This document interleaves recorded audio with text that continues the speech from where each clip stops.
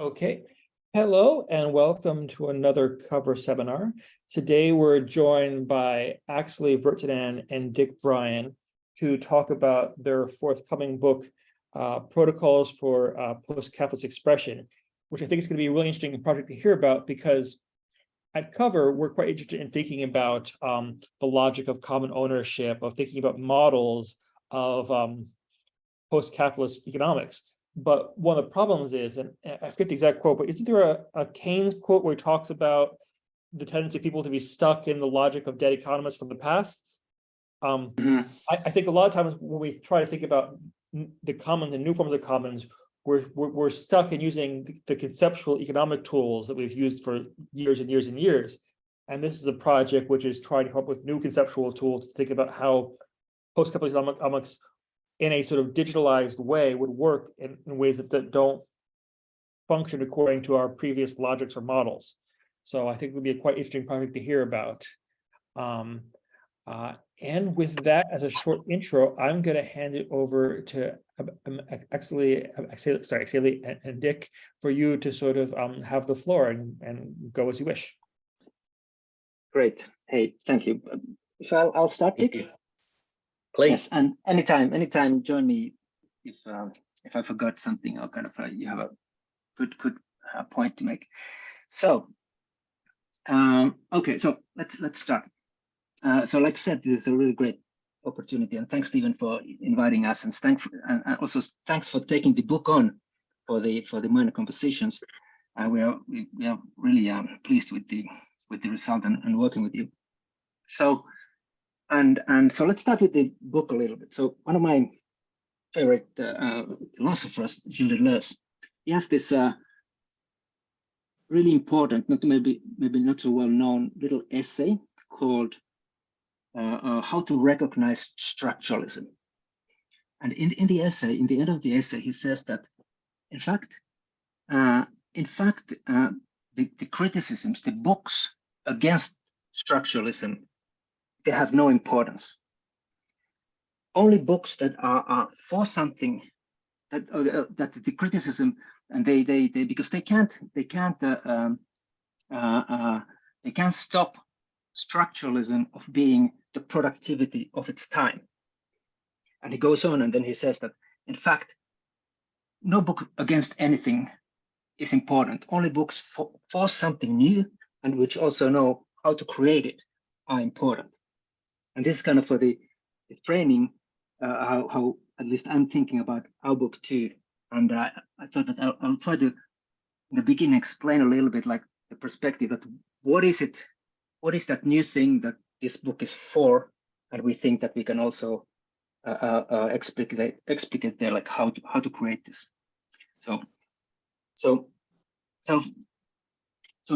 I'll start with kind of talking about some of the forces amidst this project, the book and the project is like working, where we are coming from, the forces or the kind of the questions where we are coming from, and so first a little bit about the background, because the book and the protocols for post-capitalist expression, and then the project, the economic space agency, where it kind of comes from, it's really an organizational experiment.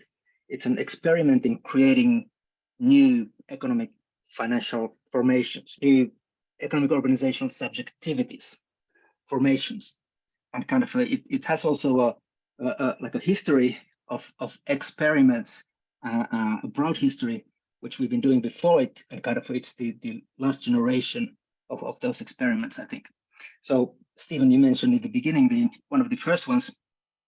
Okay, I'll get there soon, but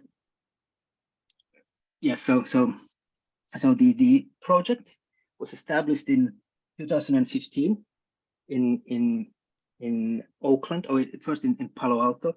I was at the time in California, and here, by the way, for the record, I'd like to really thank Gert Loving and Bill Mauer and Bob Meister, who made that arrangement possible for me. But so we went in Palo Alto first.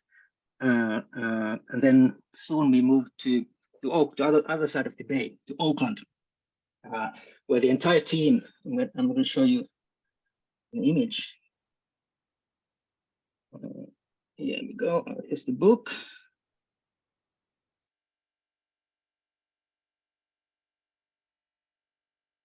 Oh yes, here we are, Auckland. We had the whole team was living in the house there. We had a garage where we were working, house and the garage, and kind of it was a lot of fun at the time.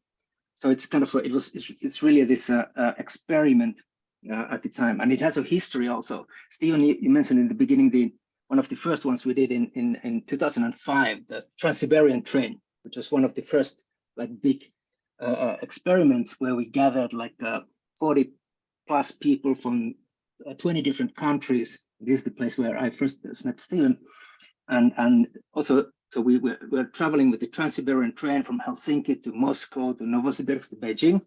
We had 3 cars in the train, and we were kind of the aim of the project was really we were inviting people. We didn't want to create a community, but we wanted to kind of experiment with those who didn't have or no want community. It was like this. This was kind of an attempt to experiment with how can we seize back the potentiality and how can we travel through time, the space of experimentation when we've lost the kind of the normal cardinal points and meanings in our life. And it was a very interesting experiment. Then another one which followed that was called, oh yes, here we made a really great ephemeral journal, special issue about the journey also. Then another one was called, which followed was called the Cooperative General Intellect, which was our kind of our first attempt at leaving the university, and we were thinking that we actually need to form our own cooperative in order to do what we want, to research, really to create understanding. And it was very successful in Finland at the beginning, as we wrote many really good books there, for instance. But then that cooperative suddenly collapsed into its it's a really pathetic internal conflict, a cockfight, really.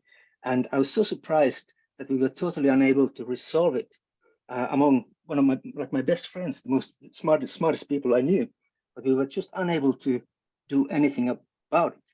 And I still carry wounds in my heart because these were some of my best friends, and we kind of I haven't talked with them since.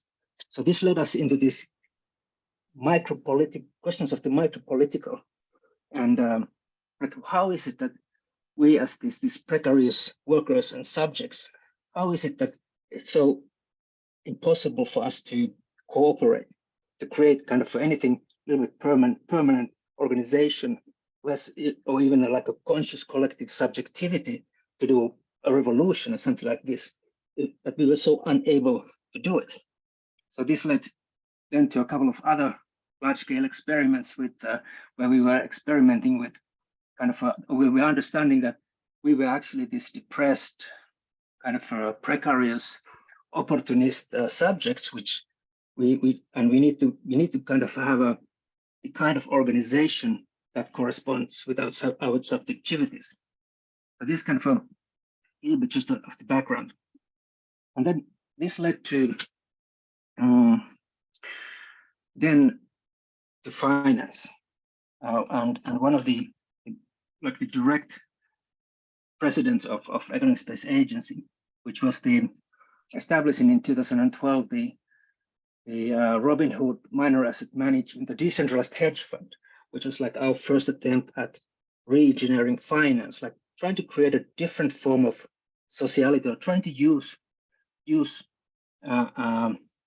the capabilities of finance to create new socialities, like using finance as the technology, as our matter and medium of expression, of creating new kinds of organization,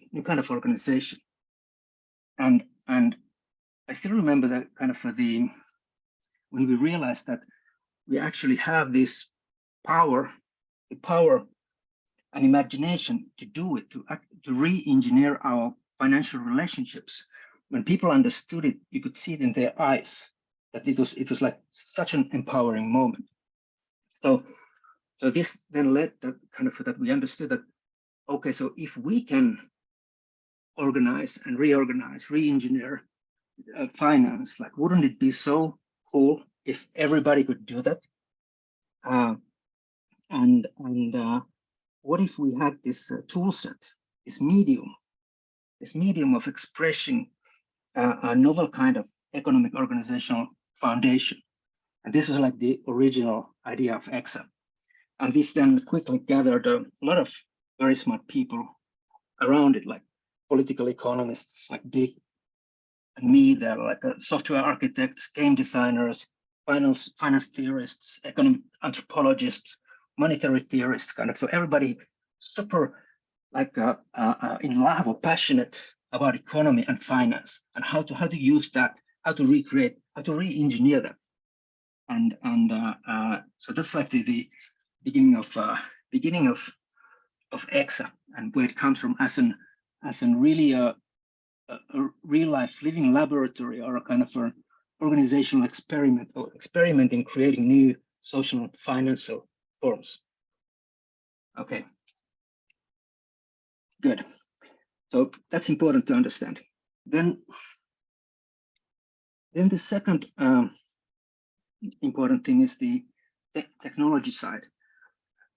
That how the technology is at the moment like making new things possible.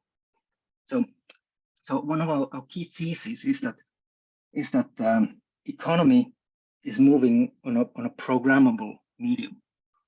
So that means that the economy is kind of catching up. It's catching up with this new substrate of high-speed computational networks, which have like high informational capacities, bandwidth, connectivity, which actually can make radically new things economically possible. They can elevate economy into something that economy and economic relationships into something that resembles a medium, an expressive medium. So that's the kind of the key thesis of EXA, that the economy is moving onto this programmable media, and it is actually making new things economic organizationally possible. So we talk about economic media, like a medium for economic organizational expression. And just like McLuhan, who said that, you know, it's the medium that is the message. So we are like asking, like, what is the message of economic medium? If the message of any new medium is the change in the scale or pace of pattern, it introduces the human affairs. What is the message of this economic medium then? And we think that it is these economic networks, these like a new form of networks, which are emerging as a new economic abstraction, and we are creating like the grammar for their expression. Okay, so the technology is making new things possible. That's important. Then the other super important thing which is happening, where we're coming from, or where we connect, is the breakdown in the economic conventions and practices. So that's kind of has also been my one of the key insights I've learned as a political economist and a writer and a researcher of the economy, is that if the economy has a history, which we know that it has not always worked in the same way, things have not always meant the same things as we think around economy. It has a history. That also needs to mean that it most likely also has a future. And this is kind of in the middle of where we are, where these conventions, economic conventions of economic organization are breaking down. Like, for instance, the distinction between debt and equity, or the distinction between money and other assets. Other assets are getting the liquidity we've normally associated with only with money. There's this kind of this unnecessary conversion into fiat money, and that's breaking down. That is that really necessary? The nature of assets, it's changing. Like the questions of intangibles is causing real problems to the accounting. The distribution of risks is changing, and especially like we know now, and currently the crisis in the banking and kind of the trust in the traditional financial instruments and systems like the banking system, it's like gone, and the central banks don't anymore have the tools to deal with this. They can't provide the stability that we've used to like expect from them. So these are kind of the forces which form the context for the EXA project, and also the book where we try to operate. So then a little bit more now focusing in a little bit in more detail. So the starting point for the Economic Space Agency project and in the book is really finance, and this is important to understand. So we know that we kind of recognize that the social and economic power has shifted radically since the 70s, and finance is something much more liquid, much more too much mobile to be trapped in the same power battles that were able still in the 70s with the organizational labor. So we are kind of asking that finance is important, and we need to start from this front development of capitalism, but is a different finance possibility. Here it's important the technological developments like Bitcoin, because for us it really broke the taboo. It kind of showed that as an interoperability protocol, an economic interoperability protocol like money can really be thought outside the state and its financial institutions monopoly. So the challenge for us is that what we are trying to take on in the book is that, and as a starting point, is that can we take finance outside of state and the current financial institutions? So, and what we are proposing there in the book is that there is a way that we propose a protocol that allows a networks of people to self-organize themselves in a way that the traditional left no longer can. They can have their own financial capabilities, their own financial instruments, the units of account, capacity to issue and clear credit, ways of measuring and declaring value. We can kind of have those as protocols. Then the other important aspect about finance, and Dick has just written a really great paper about this, is the understanding that what does it mean to start moving to think finance outside of the state and it's the current financial institutions. So money through time, which is really finance, is that it is actually a point of contestation. So if we want to link the present to the future in a different way, because we need to do that, we are in the book trying to think and talk about a real economy, not only about trade and exchange in the moment, but something that happens through time, through slowing down, which involves creativity and production, with investment through time. So we need to have something that establishes this relationship between present and the future. So, which has historically always been the money, the state and its money, its laws, its institutions, and its policies. But if you want to create an economy which is not tied to the state money, what can you do? So how do you establish this relationship between the present and the future? And the answer is finance, because financial contracts explicitly address that they set that relationship. So you can draw down the state of future, the state of present and establish that relationship. So what we are kind of trying to do in the book is that we're bringing in finance stand in the place of the state. So we pull out the role of state as linking the present and the future, and we put in financial contracts, but re-engineered in a way to create a different sociality as a technology to do that.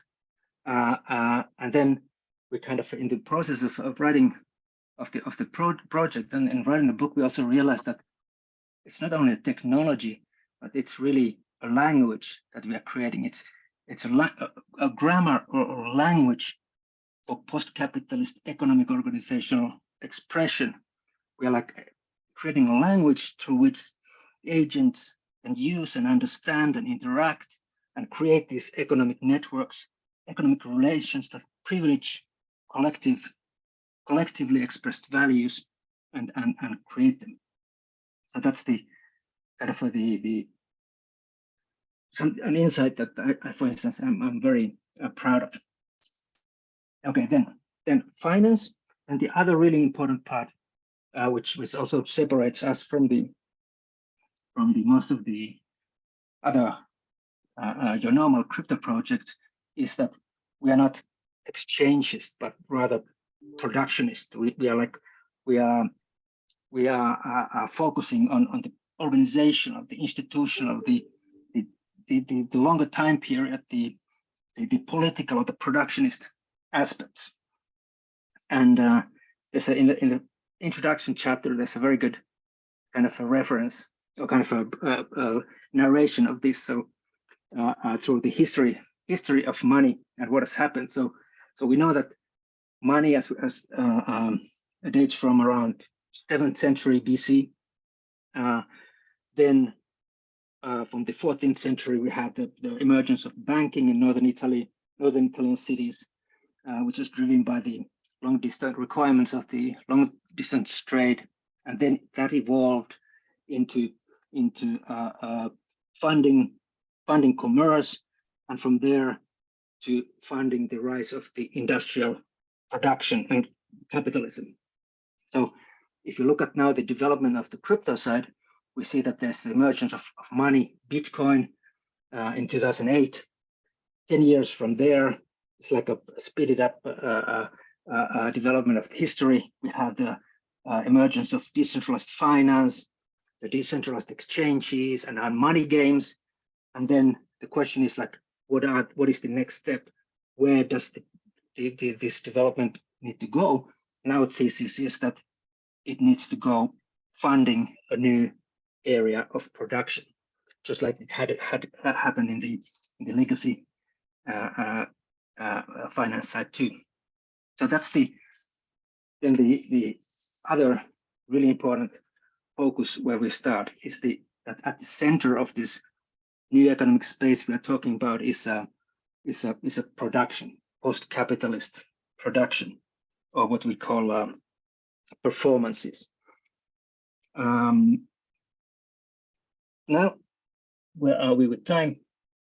Dick, I'm coming towards the markets. Would you like to join me talking about the production, or then shall we go to the other important reconceptualization that we do? Basically, we kind of deconstruct production and reconstruct it as a performance, and then we also start taking on markets as a spaces of exchange and spaces of communication, these different values. Okay, but because we're running a little bit over time, let's go straight to markets, because if that's okay, and we can come and talk about performances in the process. That's okay? Yes. Yeah. So look, just let me start by introducing myself very briefly. I am Emeritus Professor of Political Economy at Sydney University, and I guess by way of a one-sentence biography, I consider myself to be a Marxist economist, but in 2005, I published a book called Capitalism with Derivatives, and Marxists didn't like it.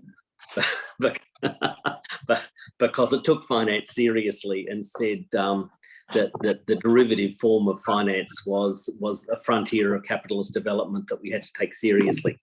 So that's probably enough about my background, but it does sort of explain why I find myself entering the world of alternative notions of money and seeing finance as the frontier of capitalist development. But what I think I want to talk about, we will get to performances. There are two things I want to explain that are at a more precise, specific area than the broad brush story that Akseli's been telling. So let me name what these two things are. One is I want to talk about the importance of markets, and I understand that by talking about why markets are important, I'm putting my head in the mouth of the lion. I notice Peter Bloom's in attendance, and I'm aware of his work on authoritarian capitalism and the authoritarian propensities of markets. So I put my head there knowingly, and we'll see what happens.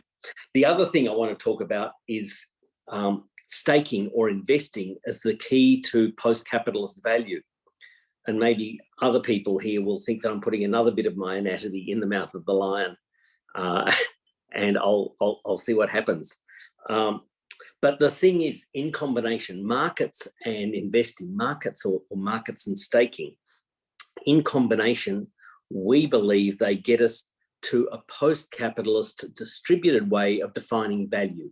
And by value, I don't mean Marx's socially necessary labour time, but I do mean a unit of account, a way of measuring. So, and in that sense, it has the classical economic dimensions of value. In other words, it's saying there is a theoretical foundation to value that exists below, if you like, or outside the level of price. So let me start with Hayek just for a second, because I need to confess I have developed a new respect for Hayek. Not much of a respect, but since I came off a very low base, the dog. Since I came off a very low base with Hayek, to say I've developed a little bit of respect maybe isn't saying much. But what I really like is that he emphasizes that markets are about the transmission of information. Price formation is information. It's not about efficiency. It's not about optimization. It's about information. But Hayek had two very distinct, from our point of view, limitations. First of all, he put the proposition that all information is compressible into price. So that rich process that we can now observe, that we see in social media, or what Akseli referred to earlier in our emphasis of economic media, the capacity of information flows to keep richness and complexity alive, and that they don't have to be compressed into a single unit to shut off past history. They can actually, that we can hold, even in a capitalist market, we can hold price alive. But we know in a whole lot of tech companies, they can track our velleities, our affect, our whims, our privacies. These are all trackable and maintainable, and we should recognise that as both pretty obnoxious in the current context, but offering a technological capacity that is enormously interesting, the capacity to transmit complex, detailed information about what people think is important and what they value. So that's the first thing where I think we would want to say that Hayek is profoundly wrong in compressing all things into price. And the second, and then you might say, why do I have any respect for Hayek after this second? Hayek presumes, and this is the aristocratic arrogance, he presumes that price is defined with respect to profit, that price and profit are they cannot be decoupled. So, supply to the market is all driven by what's profitable. The way you value assets is determined by the capacity to create future profit, etc. So the consequence here is that we're finding, well, not the consequence, But the way of flipping this is to say, if you can put yourself in a situation where you're not bound to fiat currencies, you're not bound to conventional capitalist modes of calculation, the crypto-ness of our project, the blockchain-ness of our project opens up the possibility that you can measure in alternative ways that are not bound by standard accounting conventions. Now, I know most people here will be familiar with this sort of argument, and they will know well the work of Rob Bryan and Anthony Hopgood, who can associate accounting practices with the history of capitalism and tie that connection strongly. So I'm not going to tell that story again. I assume you already know it. But what I want to say is that when we start talking post-capitalism, we of course start talking about classifying differently and quantifying differently.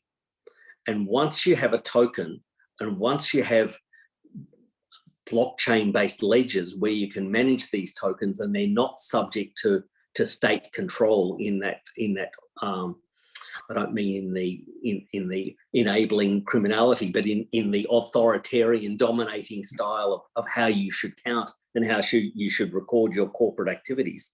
Once you're freed from that, you can start, as protocol design, start talking about different ways of counting and measuring. So what would a post-capitalist mode of measuring be? What's the alternative to profit? Well, we know, and as we look at the history of debate in the middle of the 20th century about the socialist calculation debate, we know that a state could, a centrally planned state could nominate an alternative to profit, cross out profit, write in some other condition, some other criterion. The fact that centrally planned states of the mid-20th century weren't actually very successful in crossing out and writing something else in, we can leave to one side. But in principle, that would be the possibility. Set and forget, the alternative. But in the sort of distributed economy that Akseli's been describing, what to measure and how to measure it must be determined by the network itself. It must be a decentralized, distributed choice. And it must be responsive on an ongoing basis to changing views in a network. So those flows of non-price data that I'm saying are available in markets are the raw material of how a network could design and monitor and adapt its conception of value. So to repeat the question, the issue is, if we've got markets and lots of flows of information, and these aren't capitalist markets, they're not profit-driven markets, but I still want to call them markets. If this information flow is occurring, then we have the capacity, there is the information in there, the data in there, to start imagining new notions of what we might mean by value. So let me push ahead on this, because I know I haven't really explained what I mean by markets here, but this may help us get closer. In our project, we're not particularly interested in the markets for outputs. So there's nothing interesting for us in the ability to talk about market clearing prices or efficiency or profitability. Indeed, in a post-capitalist economy, you would say many outputs could be produced for distribution at zero or minimal price. That would seem to be one of the axiomatic conditions of a post-capitalist economy. So for us, the most interesting issue, the most interesting market isn't the market for outputs, it's the market for stake or investment. And here's where we get to this issue of the performance. What we're interested in analytically is the preparedness of people to invest financially and emotionally in a proposal, an investment proposal, to produce a certain output in a certain way. And by a certain way, I mean certain production relations, certain social context, certain environmental context. So to produce a certain output in a certain way for a certain set of consumers. This is what we mean by post-capitalist investing. The offer to the network of a proposal to produce certain output in certain ways, and a proposal for who might avail themselves of that output, including things that are produced for free. That all sounds very well, but let me add just one more little element here to make this operationalizable, if that's the word. We need one critical protocol or condition, and it's this: to invest in another agent's performance, an agent must give up stake in themselves. That is, if you want to invest in this network as a producer, you must, and you want to invest in other performances, other production activities. You don't do it by money, because there is no conventional money in this economy. You must relinquish stake in your own performance. So what we're designing here is an economy where agents, producing agents, hold portfolios of stake in other agents. How much they hold, what terms they hold it on, I don't want to get into that detail here, because it will people can ask about that, but you know, it's not central to keeping the narrative going. So agents in this network will hold portfolios of stake across the network. It will predictably be diversified. So you invest not with money, but with stake, and stake tokens, because this is a tokenized economy. They're just the ledger entries that run in the opposite direction to the purchase of stake. The stake goes in one direction, the token entry goes in another, so in the opposite direction. So it's a ledger-based transfer system. The question then becomes, what do you invest in? And the answer is, from what I've given so far, you don't invest in things that you think are profitable, because this economy is not recording profits. It's not counting and quantifying. It's not classifying and quantifying in ways that are capitalist consistent. There's no recognition of that as a coherent way of pricing, valuing, etc. You invest in what you think is effective in creating value. You invest in what you think is a coherent and significant contribution to the network. And since we don't have a fixed, predefined notion of what value is, when you ask that question, what do I invest in? You're actually, and you take action by investing in what you think creates value, you're actually part of determining what value is. So there's no preset, there's no predetermined, centrally planned or historically given notion of value. It is being determined in an ongoing way, in a fluid way inside the network. So the act of what you invest in is part of determining what constitutes value in a post-capitalist economy.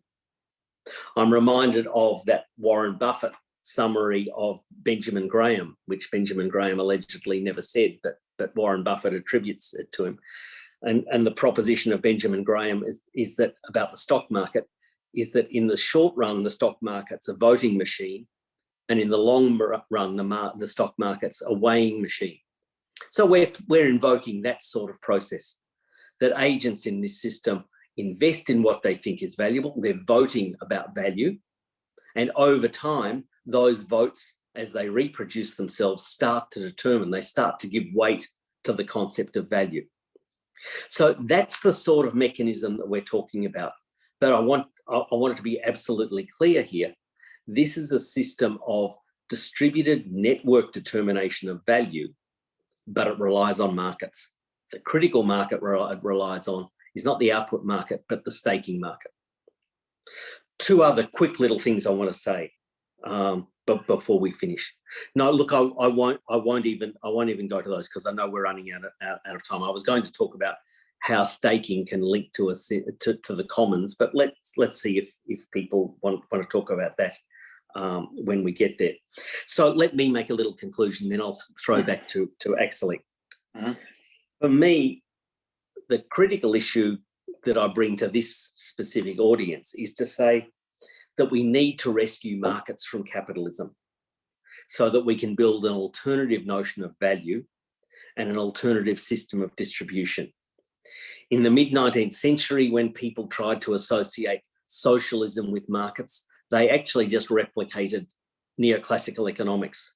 the techniques of market socialism was to show if you get your central planning right and you use the information right, you can simulate efficient allocation, Pareto optimality.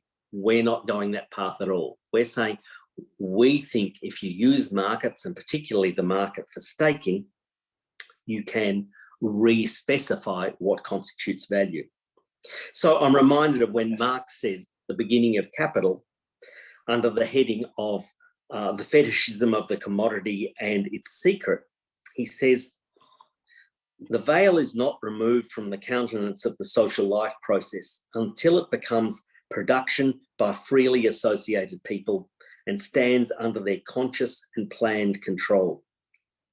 And my question is, how do you have freely associated people undertaking a conscious, planned process if you don't use markets? How can it scale if you don't use markets? What kind of market will that be? How do you reconcile free association and planning if you don't use markets? So really my plea here is to say, how do we extract markets from the control of the discourse of capital? And how do we think about them as information sources that can be used creatively? Akseli, back to you.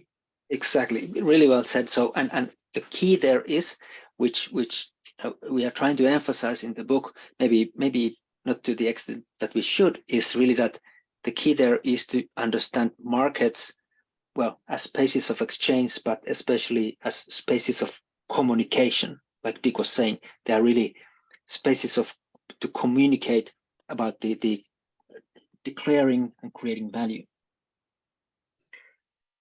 Yes. Anything you'd like to say in conclusion, or you have? That's it. That's my conclusion.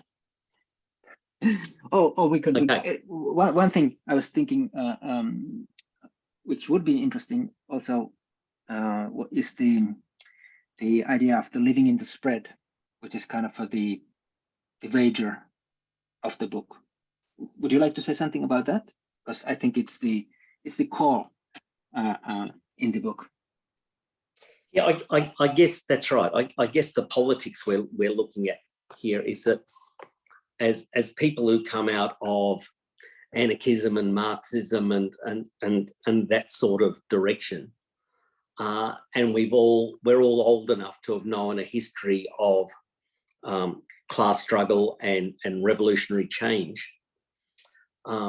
But we've watched the forces that were allegedly going to be impelling that process to success. We've watched them decay, corrupt, and to a large extent disappear.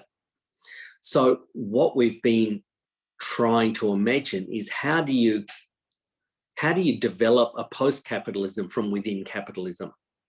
So how do you just say, we're not out here to overturn, we're actually offering an alternative. We live within capitalism. The mechanisms of this will work within capitalism.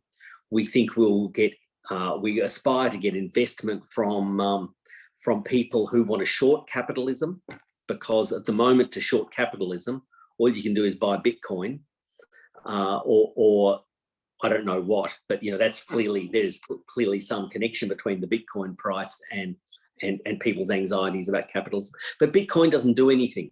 I mean, it stands as a cultural statement, but it doesn't do anything. So we're offering an alternative system of calculation that exists inside capitalism. What we're proposing will perform very differently from capitalism because it's not profit-driven. It's not linked to fiat the way Bitcoin is linked to fiat, excuse me, or stable coins are linked to fiat. 1 second. So what we say is that people are living in the spread between capitalism and post-capitalism. So post-capitalism can be alive inside capitalism. It can be a different system of calculation. A spread opens up. We live in the spread because those who participate in this new economic space we're describing, they can't spend their whole life there because it's a newly emerging proposition. It's thin on the ground. We hope that it will expand, but for the time being, we say we're living in the spread, and our bet is that spread will widen. And Yes, we're placing a bet. We're placing a bet on. We're asking people to place a bet on the spread.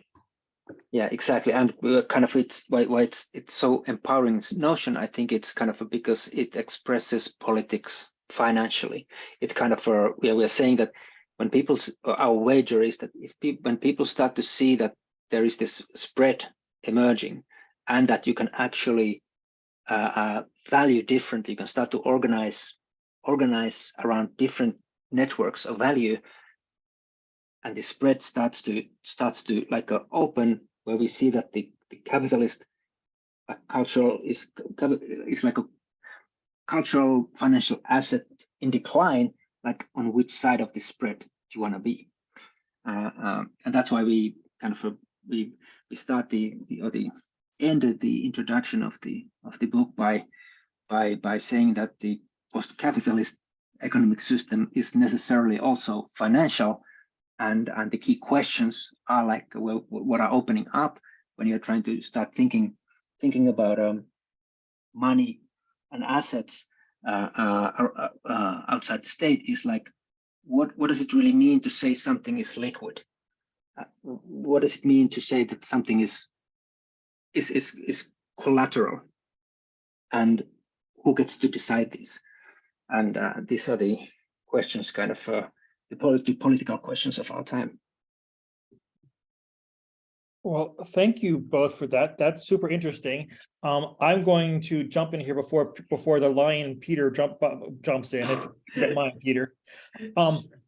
I really like the way that you started with sort of those series of organizational experiments, particularly because I remember when I first got hired at Essex, there was, I think, 5 of us who went on that conference together.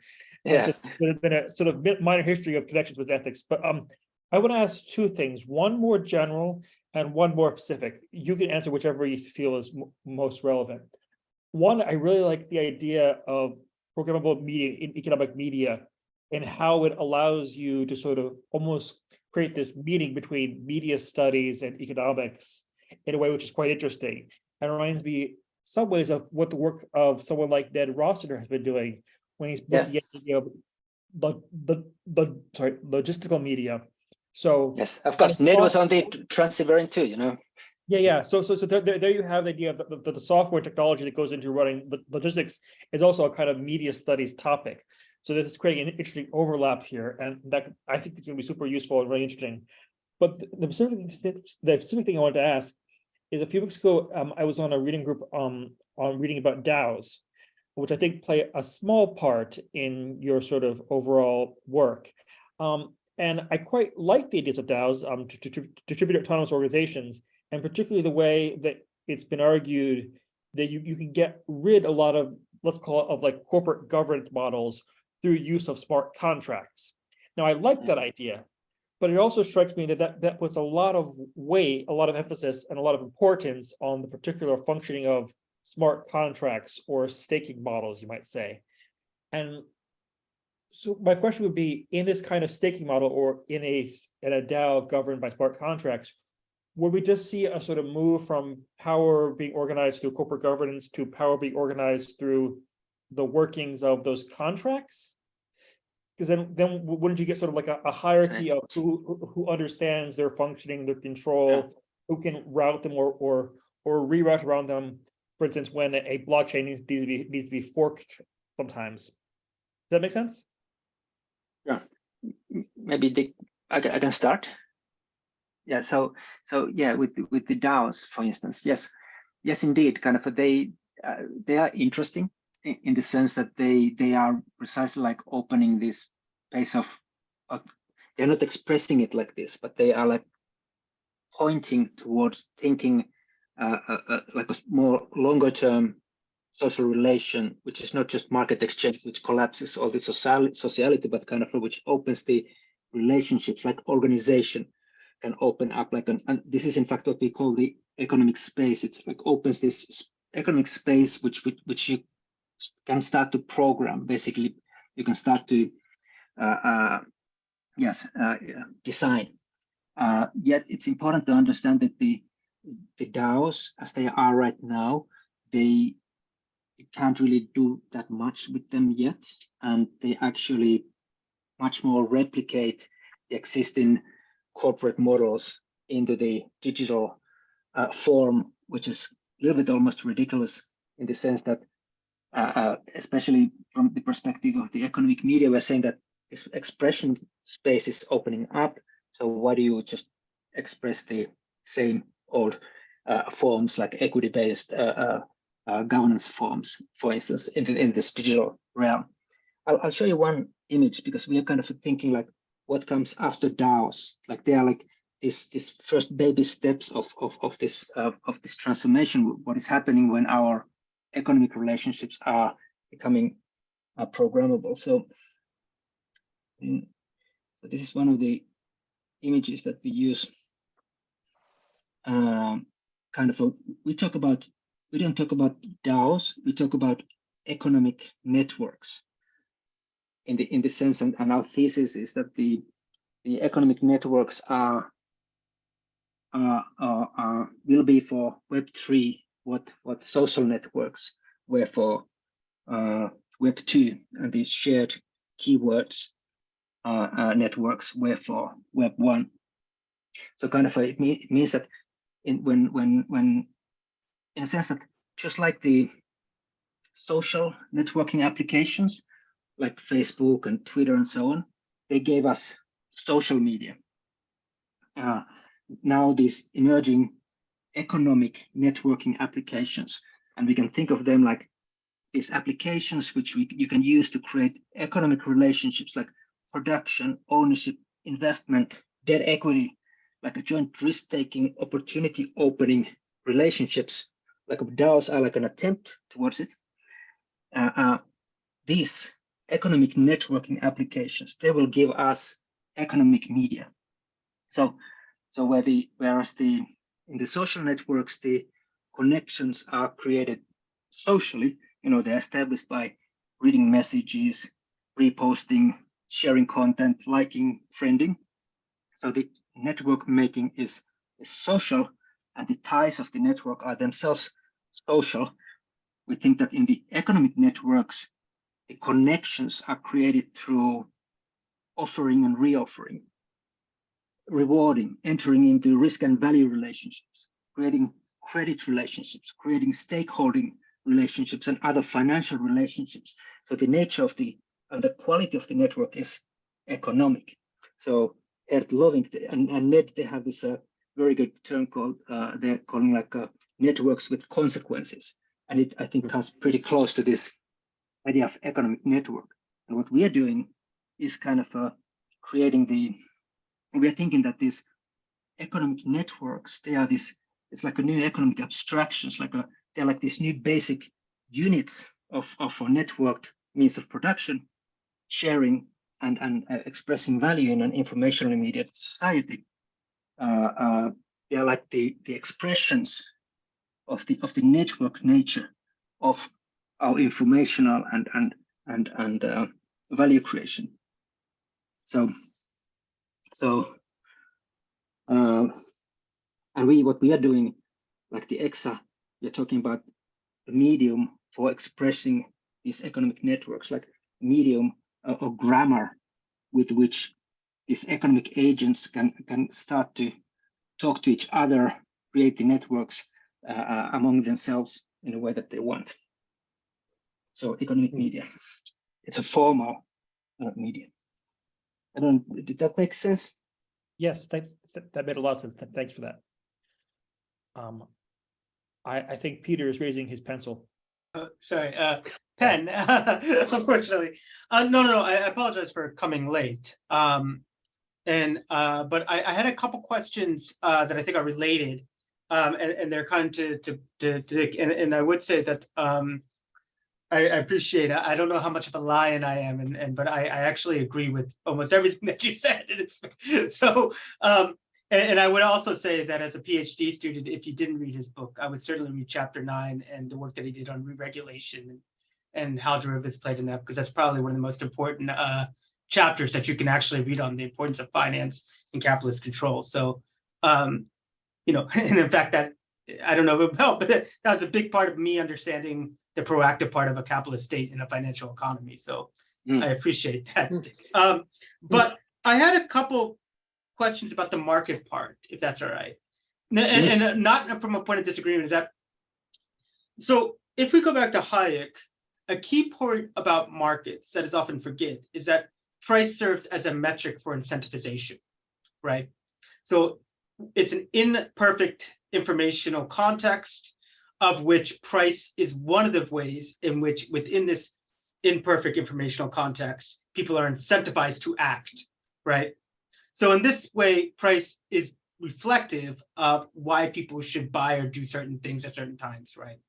Now, I say that because the point about the token, I think is very interesting. I think you're absolutely right, both strategically and theoretically, that being able to create quantifiable value, right, for us is very important. But what I didn't hear was, how do we create, and I know that in the point you just shared, there's saying that there's kind of like these, economic grammars, right, that are really important, right? But at the end of the day, if you're looking at this not merely from like a workerist or productivist perspective, but also the everyday experiences people have, how does this create new processes of linking value to everyday incentive structures that can then also be used in decentralized planning? The other question that's linked to that is that a lot of the points about a capitalist market no longer potentially apply. And I bring that up because of the fact that, like, a key point about Hayek is that he honestly, and whatever else you think about this type of early neoliberal thing, he honestly didn't think states had enough information to plan. Yeah. This would be something that he mathematically disagreed with Keynes about, by the way. I mean, they were, engaged as much in a computational mathematical discussion as they were a real life economic discussion in a sense. Now with the ability to have customizable, localized big data, planned economies that can actually be used around post-capitalist markets are much more feasible, right? But the question is, how do we begin the process of defining what amount of information is needed? How do we begin the process of turning qualified sets of metrics or data points into quantifiable metrics that we can use? And how does that create, as you said, different sets of informational flows, not only for planning, but for people to make individualized decisions that work best for them, which is a key point of the market. I think the third thing I would ask, and this is a bit thing that is linked, is that I always took a lot of what you were doing as part of a broader political thing that you then kind of expressed in your very excellent paper on money and kind of ontological spreads, right?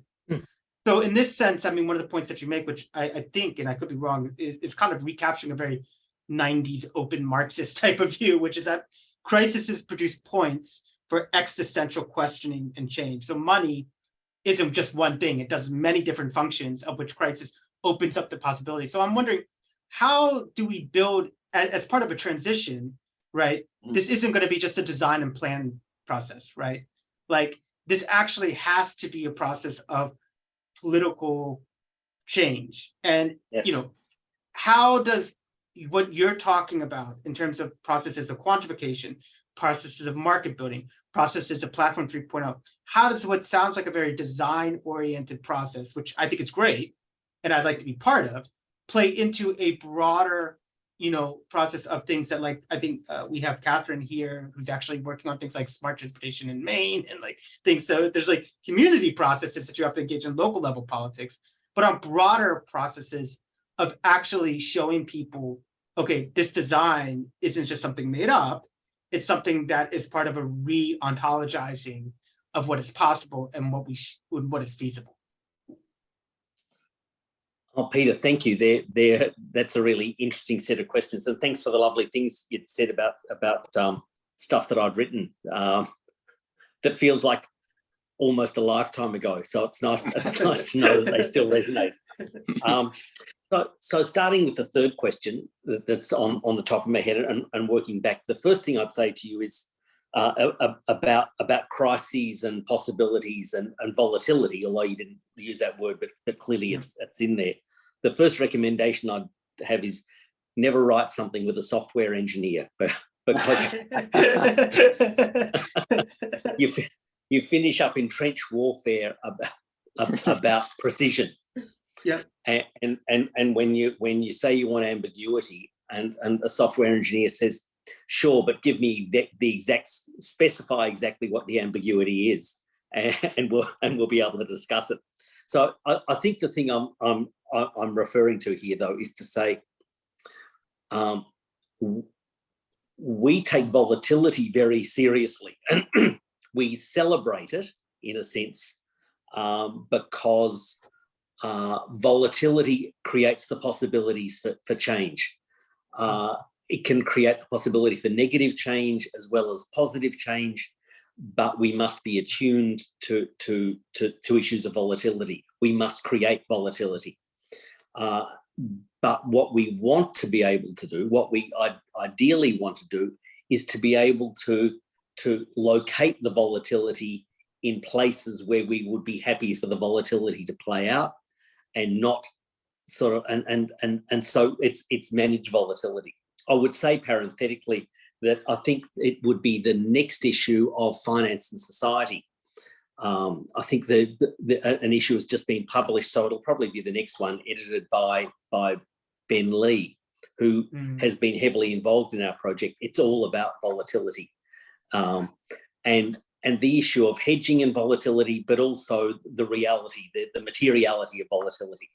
So I would say the living in the spread ethos is about saying it's a rocky road, but if you know what, if you acknowledge that it's rocky, and you don't think of this as a modularized system that will just be, drift down in a parachute and sit there, and people will have a harmonious existence living by these protocols. If you say it's a rocky road, but it's a political project, then I think we're getting closer. Does that actually answer your question of what sort of comfort does that give to someone who's trying to do local activist work? I don't think we can give a lot of comfort on that, but I can hear Akseli wants to say something. I'll continue from this, because it was a really good question, and not the first time that we actually get it too. So I'll just come here a little bit, and then we can go to the first two questions too. But yeah, first, yeah, indeed, volatility, long volatility. This is kind of what we are thinking, and so what can that mean in the level of the economic design? It must be distributed, just like the internet. It's a distributed, like a communication system. We are asking also on the economic level, what would a distributed economic system look like internet native economic system? And this, just a quick footnote back to Stephen about DAOs. What exists at the moment in the crypto space like this Ethereum and the next generation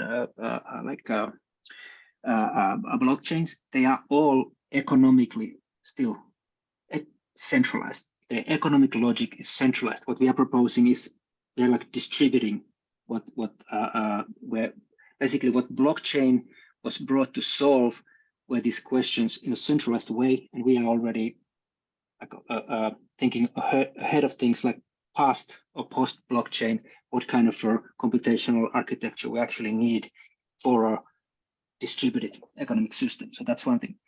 Then it's a really important question, and how we've been thinking about is through the medium question. So we really think it's a new kind of a medium, like a new kind of language. So for us the question is, so how do you learn a new language? It's kind of a very powerful new medium that we have here, and we don't yet know how to interface with it. We don't not yet know what to express with it. We're like little children, like babbling with this powerful language still. And there's some kind of examples that we tried to study. For instance, Xerox PARC, where they understood early on that actually computation is a medium. So they experimented a lot with young children, for instance, like how can they express with code? How can they learn? How do they learn these new mediums? And kind of that's the inspiration what we are looking for. It's something like that. That's the direction. But I mean, we are not, like Dick said, we are not that far yet. But that's the next stage that we really want to start experimenting and learning and understanding, like how do you interface with a medium like this? What can you express with this? Also, our economic imagination is so stuck with the forms that we're kind of trying to explore, and we need to get into this like a much more experimental phase. And I've tried to say that what we see in the future is that the economy kind of it becomes a medium of expression. It becomes like it's gonna face same kind of experimentation with its form that art already has. So we're gonna see like a Soviet realist economy, or a postmodern economy, expressionist economy, performative economy, and it becomes much more something like that. That's what we see. Anyway, back to you, Dick. And I'll be really quick because I'm hoping that there's a range of questions. So working back, Peter, through your questions was about centralized data, and I guess you're referring to a book that many of us will have seen or at least know about, the People's Republic of Walmart, that the big corporations are effectively central planners. I guess what I find interesting in all the debates about privatization that have existed and exist in an ongoing basis, no one ever advocates privatizing the Office of National Statistics or the Australian Bureau of Statistics. No one says data should, there are various forms of data. There are various ways, there are various narratives, there are various ways of collecting data. The control over data is a very powerful form of control. Keynes, who you mentioned earlier, refused to do any econometrics for the general theory, even though he was president of the Royal Econometric Society, because the data were being collected in pre-Keynesian categories. So I think the question we have to open up is that data, these rich data that are going to be flowing, the act of interpreting them is itself an act of production, itself a performance that agents will undertake. So giving meaning to what's going on in the flow, and it is a flow way of thinking about an economy, giving meaning to that has to itself be generated by and interpreted by the network. Just one other tiny little thing that you'll see here. We know, as we look at capitalism, that the statistical agency, the central bank, the treasury, these organisations all reflect each other's view of the world. And we've got to replicate in a distributed way that these mirrors that give solidity to analysis. But I think the way you do that is by saying there is no central data, there is no overarching story, there are credible positions, and the network has to decide, and those positions will change. What we measure, how we measure, must be in constant flux. And those in this audience who follow the accounting profession will know how people get stuck, organisations get stuck trying to fit new innovations, if that's a tautology, trying to fit innovations into old taxonomies, and squeezing them in just always messes up. So on the first thing, I think the Faustian pact is that you have with markets is you've always got to have individual incentives, and there must be dividends that come from staking. There must be rewards. The only thing I'd say to qualify on that is that if agents in this network are diversified in their stakeholdings, they're not just profiting from their own ventures, but they're holding stake in potentially everyone else, then the costs of their failure and the benefits of their successes are being significantly socialized. And it wouldn't be hard to wrap into that other protocol mechanisms that would see demerge to the commons, for example. I think these are all protocol design possibilities, but I think I'll leave it there because I'll quickly continue again, Dick, for you, that exactly like you said, and if you really want to summarize the book, like protocols for post-capitalist expression, it's a system for communicating about this, communicating and moving in a distributed way, like a kind of finding your swarms where you want to go with whom, and communicating about that. I think just very quickly, because I know I think that's absolutely right. And all I would say is that there's that idea has a lot of ways in which I think there's work on understanding how did the hegemony and the grammar of finance really become so popular, right? And I think we can learn a lot from that. And I think, what you can trace it out as to is that it's about necessity, it's about agency, and then it's about, for lack of a better word, fun, creativity, right? Yeah. And I think that if you are able to capture that as a political project in terms of your protocols, that becomes things about how do you make it something that people necessarily have to engage with? How do you make it so that it makes them feel that they're having more individual and collective agency and capabilities? And how do you make it something that is on an everyday level is fun? And when you look at the different types of languages that involve the actual languages, I mean, coding is a very interesting example of this because, that was just one of the things in which people learned a set of very difficult languages because it was agency based and it was fun, right? So these are things I think that we can maybe begin all working together to say, what is the characters of hegemony and how does this actually operationalize itself? And what would this then mean for thinking about actually the ability to transport that to something more radical? Indeed. Yeah. Really well Fabulous. I'm gonna call on Sam next because he's had his digital hand up so long, it's probably had the blood drained out. And there's Michael waiting after me. Yeah, thanks. I really enjoyed that. There were a couple of things that made me feel quite uneasy. I think the first general point is because I have my concerns with any analysis that puts a protocol before the community. And I appreciate it's an experiment. You're exploring an idea. But then my question would be, in actual fact, you did start with the community because you talked about the co-op that collapsed due to internal conflict. So I'm curious, Akseli, if you could tell us a bit about how you think this protocol idea would address the conflict that you started with, particularly as that was also a conflict amongst friends who presumably had some sense of comradely love. And we know that that's an important anarchist community. So you've got this question then, I think one of the classic tensions I've seen in cryptocurrency communities, including more collectivist ones, is between consensus and duocracy. This idea of I'm going to do this, I'm going to create this great idea towards we've got to share this, we need to share this collectively as a commons. So I guess this brings up to some of the points Dick said he was going to close on around the commons, how we resolve that tension, because the protocol is only ever as strong as the community.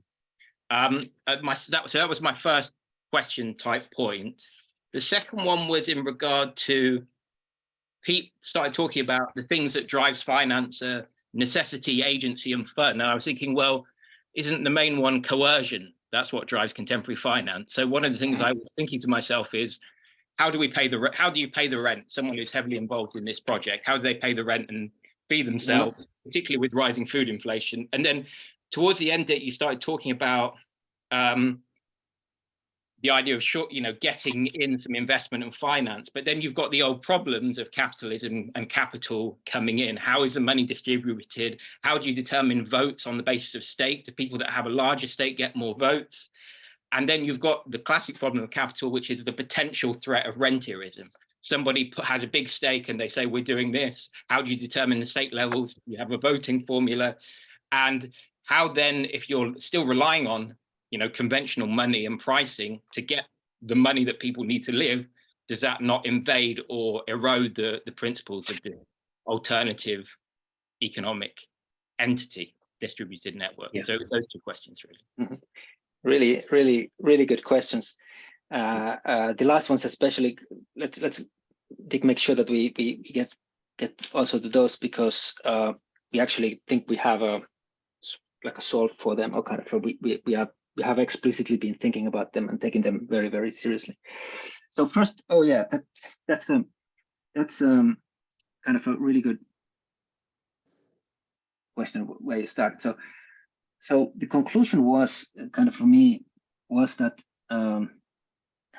why finance, and kind of it was kind of the understanding that in fact it is our state of mind, our emotional state, the mental ecology. It's integral part of how the cognitive capitalism works. They're not like separate things. We are not opposing something else. It's bad capitalism. We good. community people. No, we are already like, it's us, we are the problem.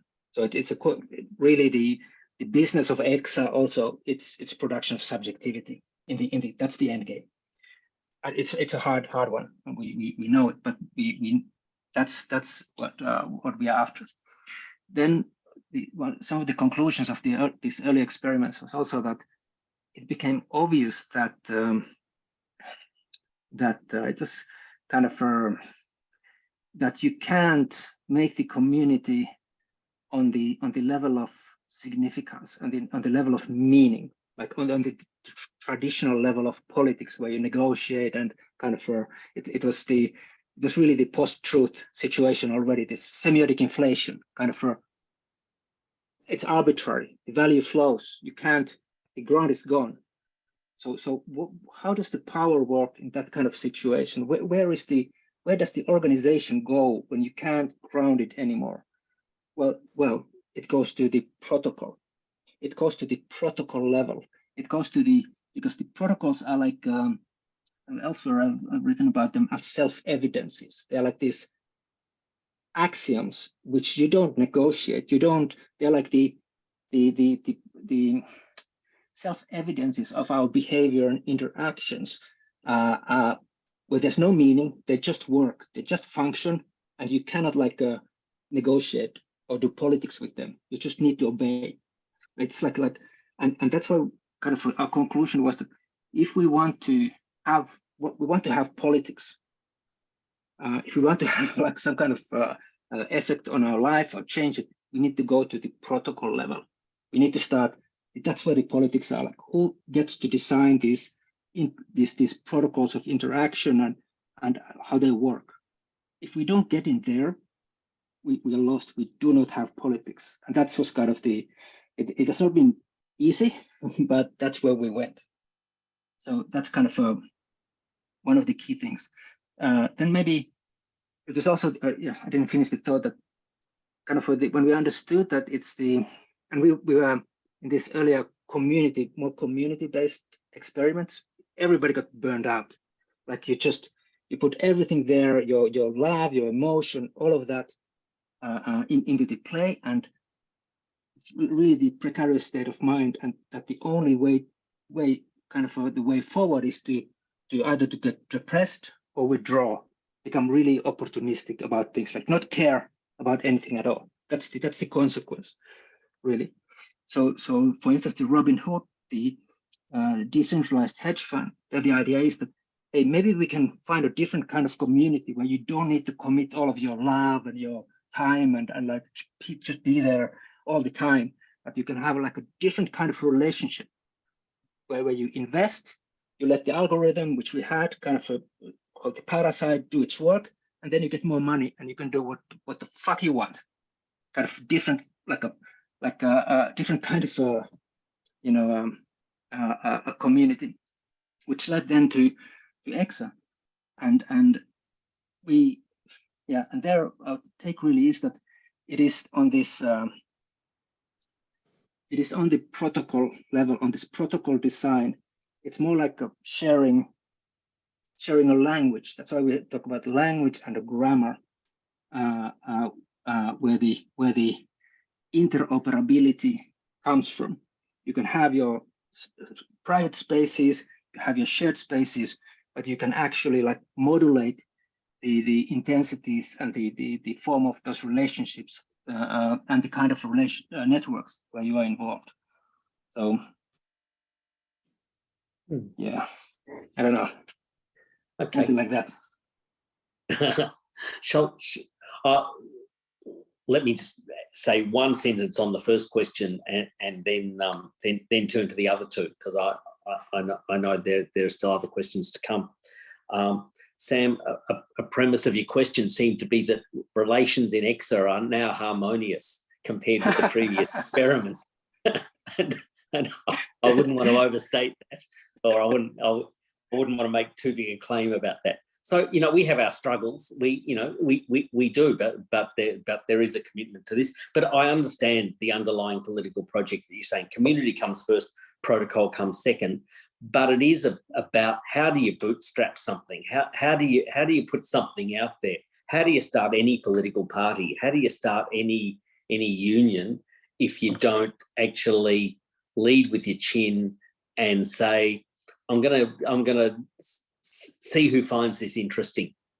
And what I'm finding interesting myself, and this flips to the next couple of questions, is that we are finding people who want to get involved. I mean, we're not talking thousands at the moment, we're talking dozens, but they see what we're doing and it resonates. And so at the moment there are people doing all sorts of interesting things, artists, academics, environmentalists, who all want to get involved. And I might flip to Joel in a second, who's here, who's a member of EXA, who is doing a lot of that coordination. But before I flip to Joel, if he wants to speak, just on those second two questions, how do you pay so what I wrote down is, how do you pay the rent, and how do you keep the evils of capitalist finance out? Yeah. And I think the answer to both of those is this has to have a porous boundary. And all you can do is set constraints on the porosity, limitations on the porosity. Does it pay the rent? Well, maybe if we find someone creating an offer that to build community housing, yeah. If that's not an offer that we can see in the pipeline, then this system doesn't provide housing. Does it create revenue? Yeah, there will be dividends earned from performances that create value. The actual mechanisms of that go through a credit system, which I'm not even going to start to explain, or it's explained in the book. But this is in that sense through credit. It's a monetary economy. But the thing about the dollar and investors is that we have, as Akseli alluded to, we have pretty clearly defined mechanisms for keeping fiat money outside, or at least having a distinction between inside and outside money. So we need investors in the EXA token, as it's called, because we need funding for engineers, for people to do the design, the build out of this. But we also have an internal token system that is used between members of the network to do their transactions, and the ledgers are a reflection of these internal mechanisms. Can fiat money enter this system? Well, it can as a commodity. Yes. The only way fiat can get on the ledger is if it comes in classified as a commodity and people can trade it as a commodity. But that's the only way we can protect our conception of value from profit. Is it going to be fail-safe? Probably not. Is it going to rely on people having an explicit level of commitment to the alternative project, to being non-capitalist? I think it will. But I think at the moment, I would say it's an experiment worth trying, because we can provide a fairly high degree of insulation of the internal value logic from the capitalist value logic. But in the spirit of living in the spread, I guess we're also placing a bet that's saying we think that capitalist economies are going to become less appealing places to occupy, and that something that feels like it's more communal, more based on meeting social needs, is going to become a more appealing place to occupy. So we're talking about, an evolutionary process here, really. Now, I know that won't be a persuasive answer for you, because there's no guarantee of this is a little coherent community that is completely insularized. But we are aware of the problem, and all we can do is minimise what we think will be the negative effects. Joel, would you like to just say a couple of words on the sorts of people who are getting involved? Yeah, the sorts of people that are involved right now. Yeah. Yeah. I mean, I think that, it's people who kind of who are kind of community actors, I think, and kind of long to find a mode of expression to express in their communities. Because I think that's the insulation that Dick talks about, is that ability for the community to actually express, right? And to give the community those expressive tools. So, I mean, we have we have, it's a kind of a more common thing now to see people that are learning coding and that also learning political economy, kind of autonomous students. We have people that are doing their PhDs. We have filmmakers, we have artists. We have kind of folks that are kind of, like I said, kind of, this is something that is becoming more normal, this kind of a hybrid, as we look for modes for post-university. Of course, the subjectivities that are made are post-university too, right? There are people that look beyond the non-profit profit binary, the way that makes that oppositionality in a capitalist system. And so we draw people with these kinds of appetites. Really, yeah, it's a young crew right now, it's like 15 people. There's someone in like socially oriented performing arts management. There's someone doing kind of like leftist critique of crypto. There we have some amazing designers, people that are doing kind of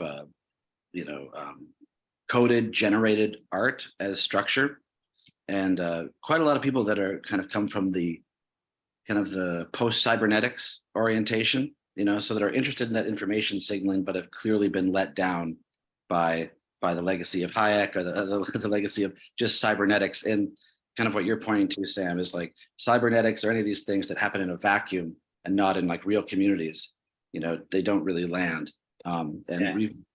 So that's kind of who we're working with. And we just finished an amazing round of kind of doing our first offer market where people were really offering what they wanted to do. And we leave that open instead of that being closed by the price index. We leave that open for collaboration, for revaluation.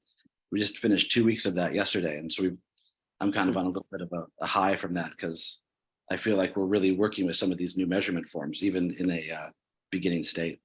Yeah. Thanks. I'll continue. Thanks, Joe. Just very, very quickly. Okay, just like Dick was saying, but I really think that how the credit and stake are integrated in the economic space protocol, in how we explain it also in the book, and how the protocol concretely works. That's one of the key inventions, and it kind of that is the way to address some what he was saying, in the sense that you can well, Dick was meant that the capital can only, fiat money can only enter as commodity, but it means that you can use your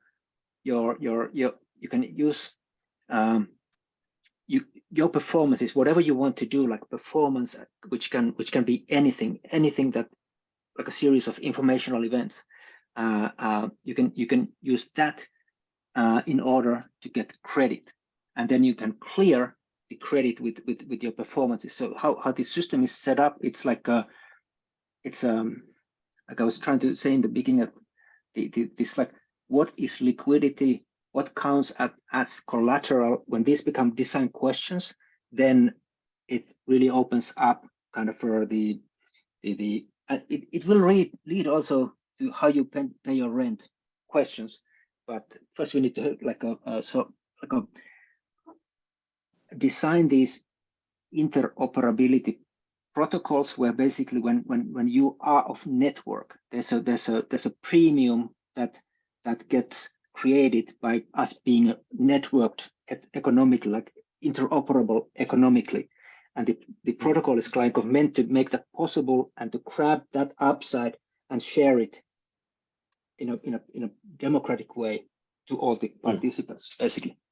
And the second question was about the shield. Also, so like Dick said, we have actually spent quite a lot of time in designing the token economic system also. So the Hexa token is kind of for the interface to the economic network, capital market interface. So it's like the external token, which also acts as the store of value. And then the internal system is kind of, it's shielded. It communicates in a very controlled way, or where we have the control. At least we've tried to design it so that we kind of form this membrane which protects the nascent emerging value systems internally from the pressures of the capital market, but in a way that makes that there's a real incentive for the capital market also to invest in this project. So that's the EXO token, which is coming out soon. Michael? So I just wanted to ask maybe what the role of sort of David Graeber's theory of value because I didn't hear you really mention much of that. I was just going to flag if that was something that influenced you, and if it hasn't been, I would just flag chapter 5 of debt is the one chapter that you can read that will quite summarizes a lot of his. But roughly, the history of money gets described as, he kind of looks at money as different. The history of money is really a history of coinage, whereas money is a credit structure where people have a relationship, and in order to be paid back, you have to know the person, you have to continue, whereas coinage was the value of money condensed into a gold coin, and you didn't have to have a relationship. After the dethusarization of the temples by professional mercenaries, you melted down the gold idols and paid the mercenaries in coinage, and that created a huge economic boom as people paid for that. And I wondered if cryptography before cryptocurrencies, you had cryptography that was about communication, and the two ways to use it were, one, you could conceal your message, and two, you could sign your message. And so one was about maintaining the authenticity of the value, but hiding the set of relationships, whereas the other was, here is my set of relationships and I'm signing it. And you consider blockchain as sort of attempting to maintain that value, have all the signatures along the exchanges, but hide all the relationships. Is it more like coinage, whereas a more credit-based system would be a system where you sign all of the exchanges along that, and you create a place where the value is the set of relationships that the object creates in the exchanges, rather than the value is the object itself and a price on that object. So I guess I'd just love to hear what you thought of that. And I had two other questions, and one was just if you'd seen this Harry Cleaver book, Rupturing the Dialectic Struggle Against Work, Money, and Financialization. It was just the first time. Your project seems very affirmative. It's like, how do we build a positive project within the capitalist market system that works with it? Whereas his project was the traditional Marxist fight against identified financialization and what kind of resistances were doing that. And that maybe comes into Sam's remarks about the role of kind of violence or destruction or coercion within that system, and how you link, what would be a role of a trade union, for example, in a background system that supported this as you move through the spread and one value system collapses and you're hoping to bring another value system up. Obviously, at that point, the rules of the market usually disappear, including the rules of the protocol, and you just get the ability of people to move back to violence. So they say, oh, we're losing. They change the rules and they shut down your system. You use violence on that. So those are just a couple of questions on that, the role of violence within a value system. Yeah. So I would say, if you want to go, it's yes, credit-based, definitely, not a coin-based. Most of the crypto systems are like coin-based. We are not. And it's a really key difference. We are balance sheet, like a ledger-based. Every asset is every token is an asset and a liability. It's a relationship, always a relationship, which the token refers to. So credit-based, yes. And then about the cryptography, yes, exactly like that. Yes, signing kind of here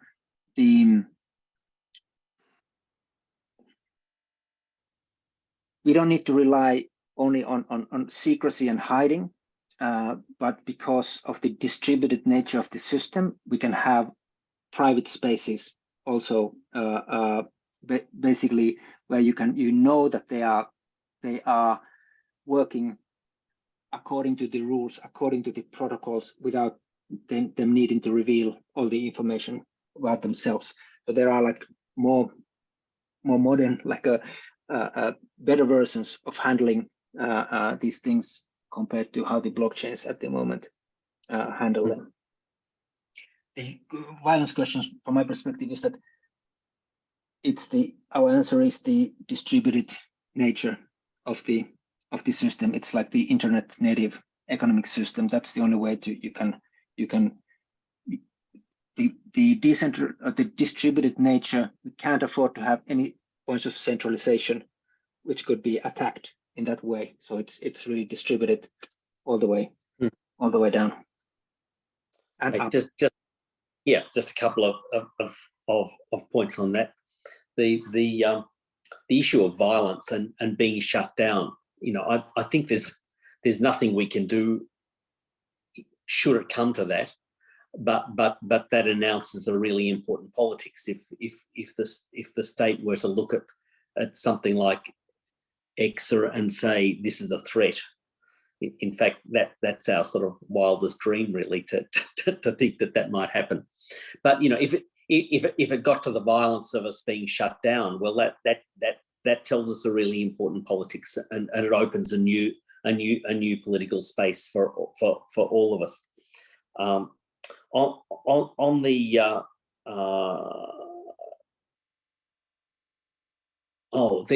issue of credit, Akseli's already said that while many tokens are, a quantity of tokens is issued and it exists like a money supply, so it's has the feeling of being an alternative to the state's money. We only have tokens that come into existence to perform a certain function, a ledger function of transferring something, and then the token dies. So in that sense, it is innately like credit. It's issued, it's repaid, it disappears, and a new issuance occurs. The thing about a blockchain is, though, it means that you can have systems of trust that extend beyond personal knowledge, of the person you're lending to. So it extends far, the lineage of saying the history of money is in credit. I'm no money historian, but that seems pretty persuasive to me. Maybe I know enough economics and listen to enough economists trying to contrive a stupid history of money conceived in exchange to know that it seems so woefully wrong. And the only alternative is that it comes through credit. But the thing is, how do you have a credit system where you don't personally know the person you're lending to? And that's why we focused on the market for stake, because stake gives collateral gives a guarantee of credit repayment. And as Akseli started to referring to about clearing credit, what do you have to do to clear credit? This makes the network an innately social and comprehensive within the network, comprehensive set of relations, because you can clear credit by producing anything that is recognised by the network as value creating. It's not just an indenture to the agent who issued you the credit and you've got to pay them back. You can pay anyone back in that sense. You can clear by any performance, and that's what gives this credit, is what gives this a monetary coherence. At least that's the plan that we're designing.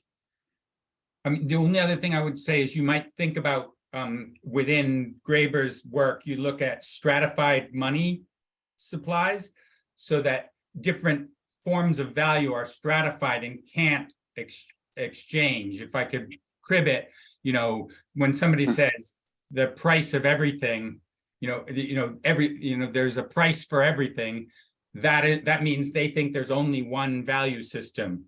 So like, what is the price for your mother, right? I had 2 coats and so it's high supply and only one mother and it was cold, so I gave my mother a coat for free. Actually, the value system there is quite different. You give your mother a coat because you care about them. So you've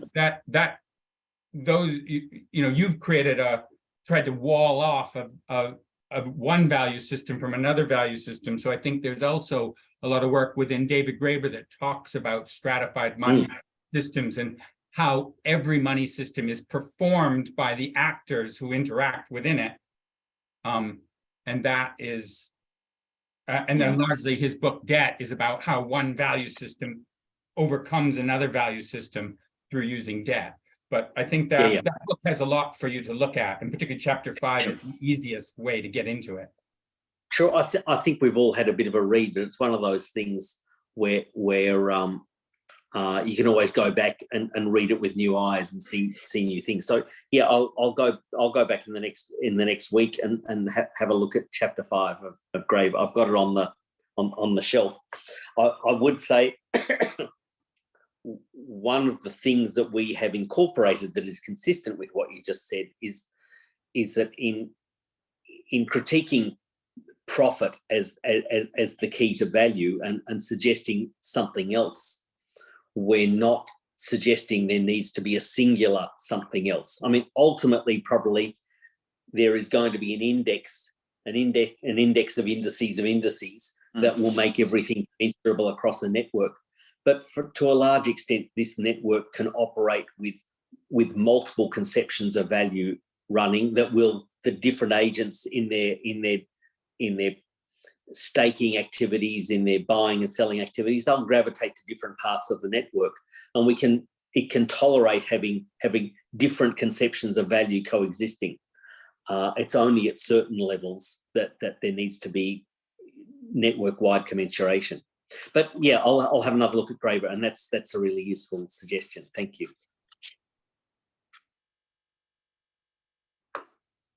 Just one word answer. What was chapter 9 of what book by who? Was that Hayek? Someone mentioned that they thought chapter 9 on regulation, the proactive part of the state in regulation. Yeah, that was me. That was Dick Bryan's book that he mentioned at the beginning. I can send you the thing. And in chapter 9, he has at the very beginning section is about deregulation and re-regulation, a point that has actually had very important influences on the proactive part of the state in neoliberalization. So I can send you. Do you want me to send you the thing on the chat? Put it in the chat. Yeah. Yeah. Okay. I'd love you to send it. I'd love you to send it to me too, because you know, Put it to everyone. I wrote that book 20 years ago, and I sort of haven't really opened it for the last decade, because I sort of think it might disappoint me, so I just don't look at it. But anyway, I'm invigorated and enthused by your enthusiasm, Peter. So thank you. No, Dick, come on. It is a really important book. There's no question about it. Like it's the first and maybe still the best, one of the best kind of for thinking finance as a political technology. For me, there's a time before reading that book and after. So. Cool. That's a big call. Thank you. That's lovely. I think we're gonna have maybe one more question, but I'm not gonna try to pronounce your name because I'm gonna mess it up. Alku? Yes. Hello. Hello. Nice to see you, Akseli. Nice to see you, Dick. Thank you for the lovely presentation. And one question, sort of just like about kind of like coming from a person who's not a political economist or economist, just an amateur lover of Excel work. So kind of like there's a lot of talk about this kind of like process of tokenizing different things. They're tokenizing fiat currencies in form of stable coins and everything being tokenized. And here in the protocol that you're designing and the ideas that you're bringing forth, you're really kind of like taking the position of proposing financialization of a lot of new things, a lot of new values, let's say.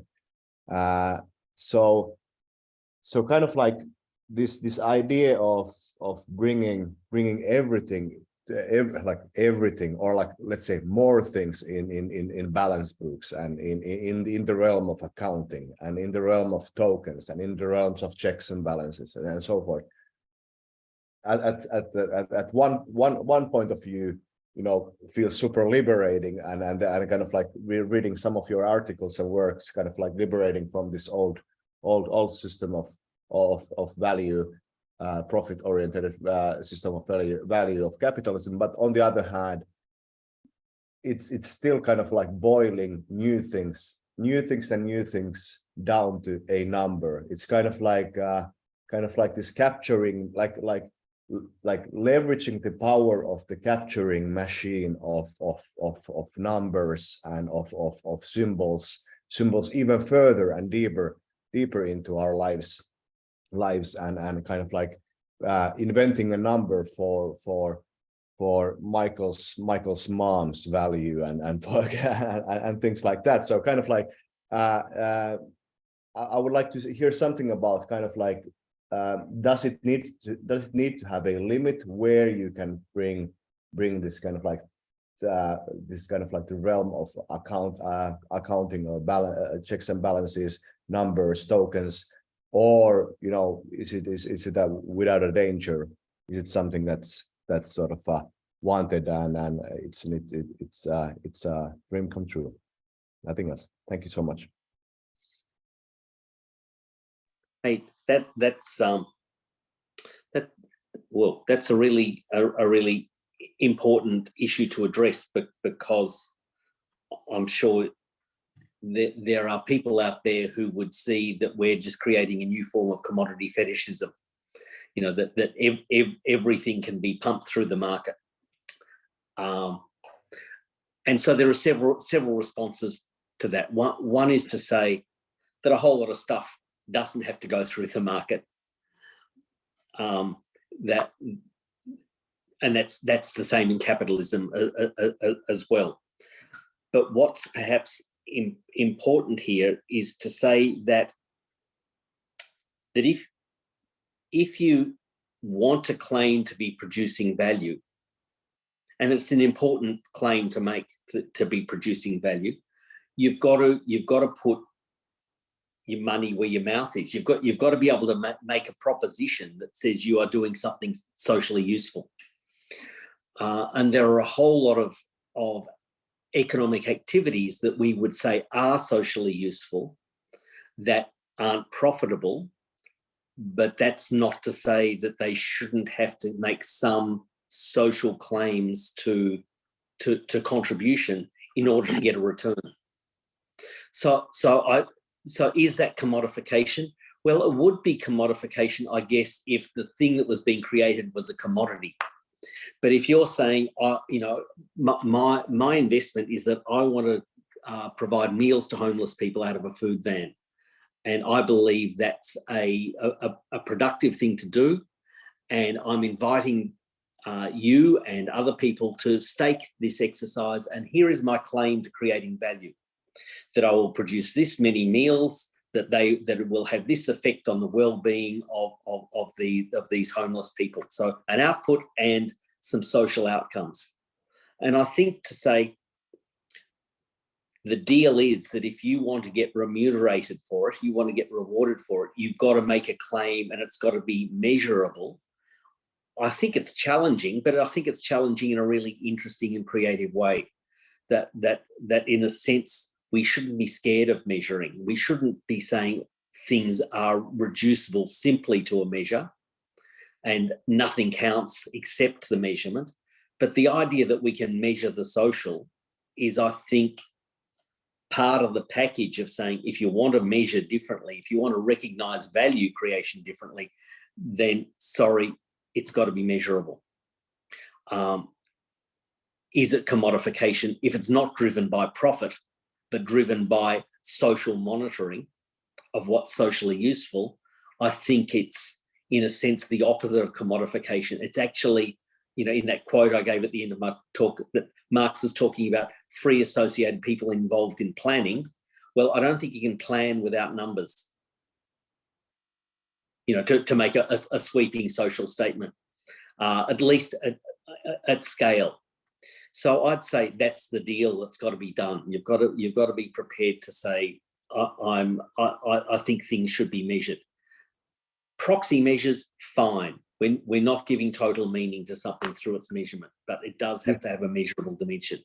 This connects to the kind of the subject of kind of like everything becoming measurable through your devices, through your HR, jogging watch or whatever, and so forth. And maybe the question is sort of is kind of like what kind of subjectivities, what kind of lives, what kind of social formations does the mere act of bringing and deepening the kind of like the eye of measuring, the look of measuring into things, into our lives, into the molecular particulars of our bodies, our lifestyles, our heart rates, whatever, maybe now through the economization of data, of programmable economies, kind of like even tokenizing those things that kind of like cut through us, our subjectivities, our socials, our lives.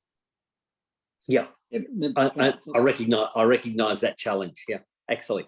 Yeah, I'll continue a little bit. By the way, I also, Joel, if you want to say a couple of words about measuring and how we've been thinking about it, that would be, I think, great. But I'll just continue because I really think that this is one of the key questions, and I hope we can answer it well, because I know that this will be kind of the crux of a lot of debate in the coming weeks and months with the book. But what we are saying is, and it is a kind of a mind fuck, but what we are saying is that we're saying that we're making these things economically expressible.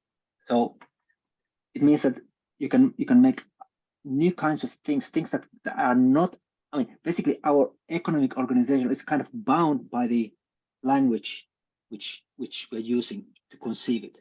So that's why we are saying that we want to create more expressive language to create and express these relationships. So we're kind of so that we can make new other kinds of things, like Dick was talking about care, the environment, the biosphere, knowledge production, things that you cannot value, you cannot value which are not understandable in the current accounting system, that we can make also these things economically expressible, like meaning, investable, liquidity creating, collateralizable, which is a different thing to say that we bring them to the market and they get a price. Yes, we are using accounting as a very interesting already existing formal distributed protocol, but we are kind of we're using finance because it has this power to express these new assets. We're democratizing that power, so that everybody can start to create futures. So it's kind of we get these powers, and we use this already existing formal distributed accounting system for creating other kinds of assets and their relations. For me, it just makes excited. But on the other hand, I know that you are right too, that we don't know what's going to happen yet, what all kinds of things will be expressed and whatnot. So there are dangers, definitely, there too.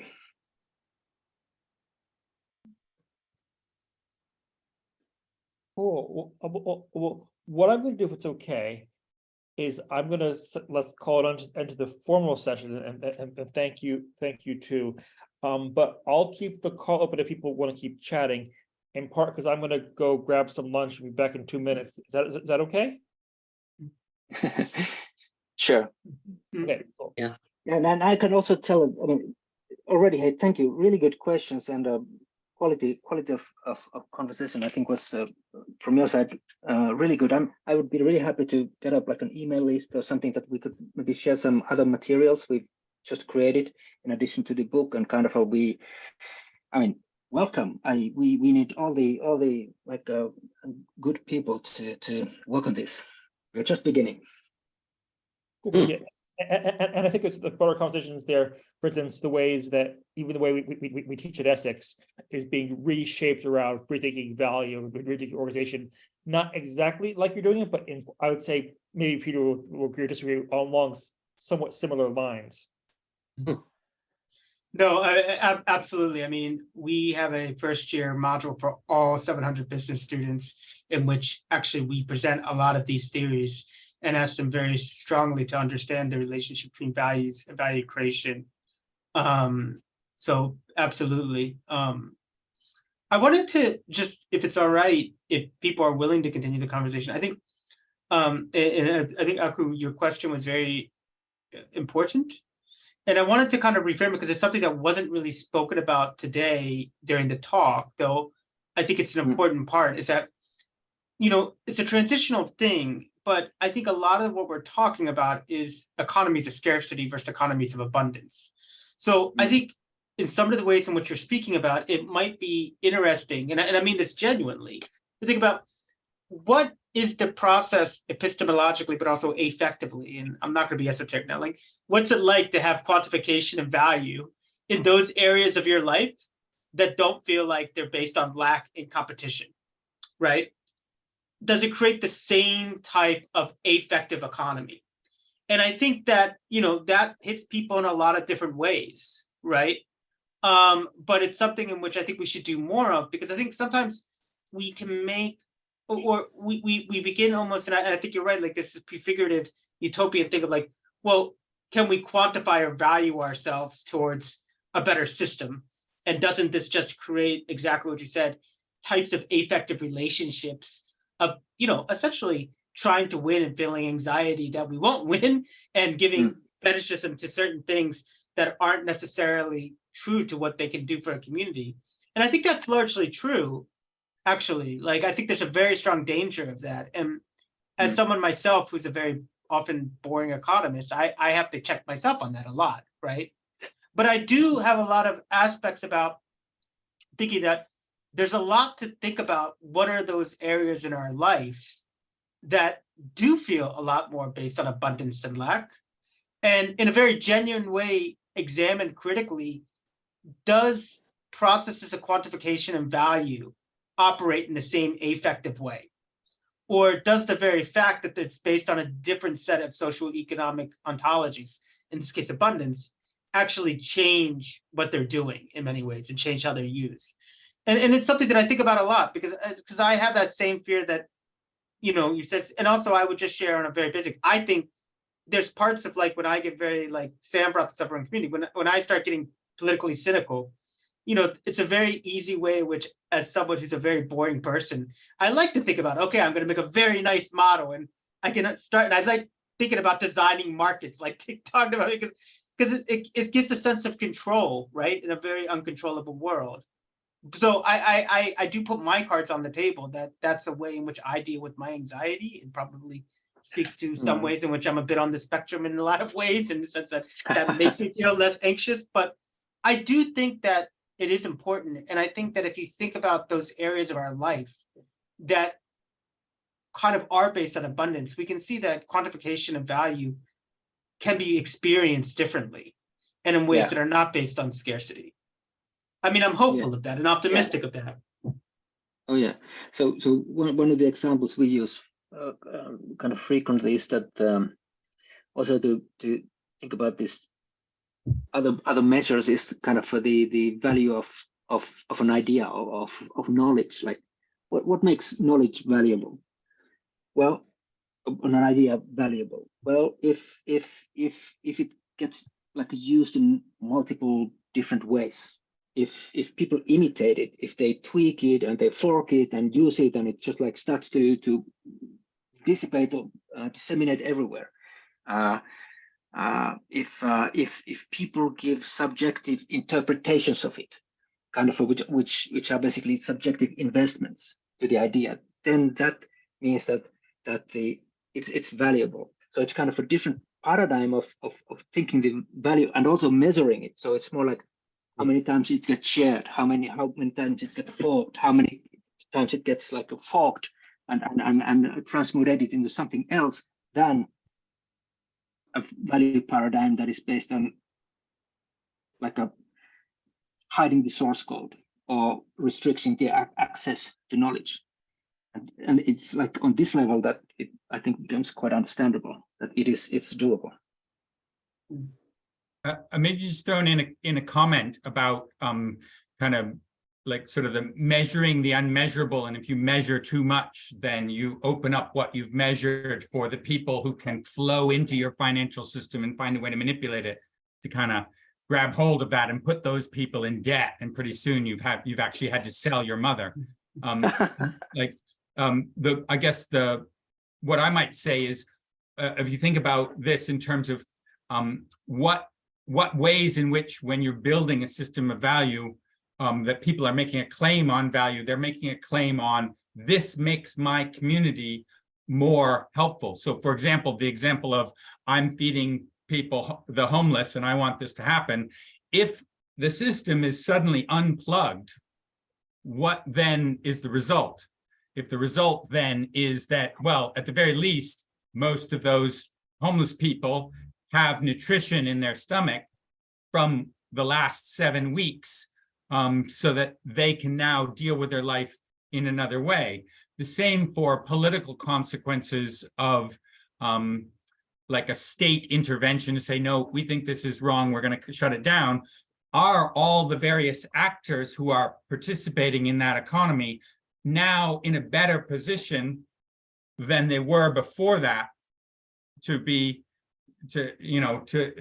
so in that sense, that value, and there is some problems with the idea of a resilience economy, but I do that word can get thrown around quite broadly, but there are some values in, does this create resilience? So if the system is then stopped, have you, in some sense, by creating a value system, have you created another value system? So ultimately, the idea of a interpersonal credit system is that it's kind of harder to force someone into debt in that interpersonal relationship when you know them, and be coercive on that way.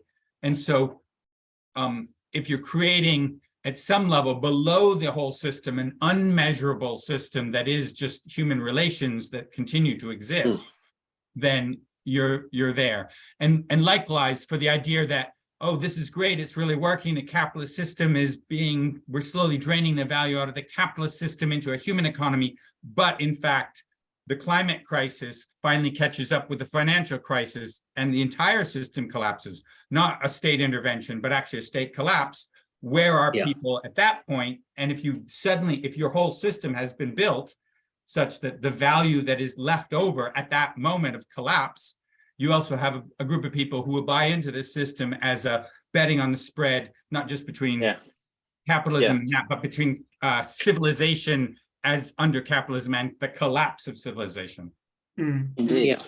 Could I ask oh, go ahead. Sorry. No, I was sorry. I was just going to following up from Michael's comment, and the question of whether the consequences that Peter, the thing that you raised before about, well, actually it came from Aku about measuring and the social pact of saying there's got to be a preparedness to measure, to claim value. But if Sam's still there, I'd really be interested in hearing what Sam has to say about the idea of putting community before protocol, whether the process of measurement and claiming value and the measurement of value, where that sits in this community before protocol dichotomy. Well, thanks for leaving me with one. No, I'm sorry. I've had a couple of other sort of admin things to deal with, but I guess I'm quite influenced by, and I was interested in the points that have been made to the extent I've been able to follow them. I guess I'm quite influenced by a feminist tradition of, and in a sense, one of the things I love about ecology and soil and things is the fact that we don't measure things. We form relationships with the earth around us. And there's also the feminist intervention and notions of, living you know, the work wages for housework was always a critique of the very notion of quantifying value in terms of housework. So, and I think this goes back right to my the days of my PhD. I've always been uneasy about economizing the social, and when I looked at sort of Faircoin and this old collectivist cryptocurrency that had a whole series of problems in the past. Sure. You know, it was quite evident there that there was a lot of domestic labor that was being done by the women that were in the group, and it wasn't measured. So in a sense, I'm not giving you an answer to the problem. I guess I'm amplifying it, but I think it's certainly something to stress and be aware of. But could I go ahead, Stephen? I'm going to push back on that, because my understanding, if you take a pamphlet, like let's say Silvia Federici's pamphlet, counter planning for the kitchen, they were arguing not that value wasn't being measured, rather there was other forms of measuring value, understanding value that were happening in domestic labor. It might not have been a capitalist measure, but if you're going to organize a household, you certainly have a notion of what's needed, how to plan, even something like planning your meal schedule for the week or planning a budget. You're talking about measuring and valuing. It's just not the same kind of measure and value. But I think there's another part of this, and Michael, if it's all right to put you with things, because I think you've actually worked on some of this that, as far as I know, that it could be very interesting, is that value and valuation is always a process of communication as well.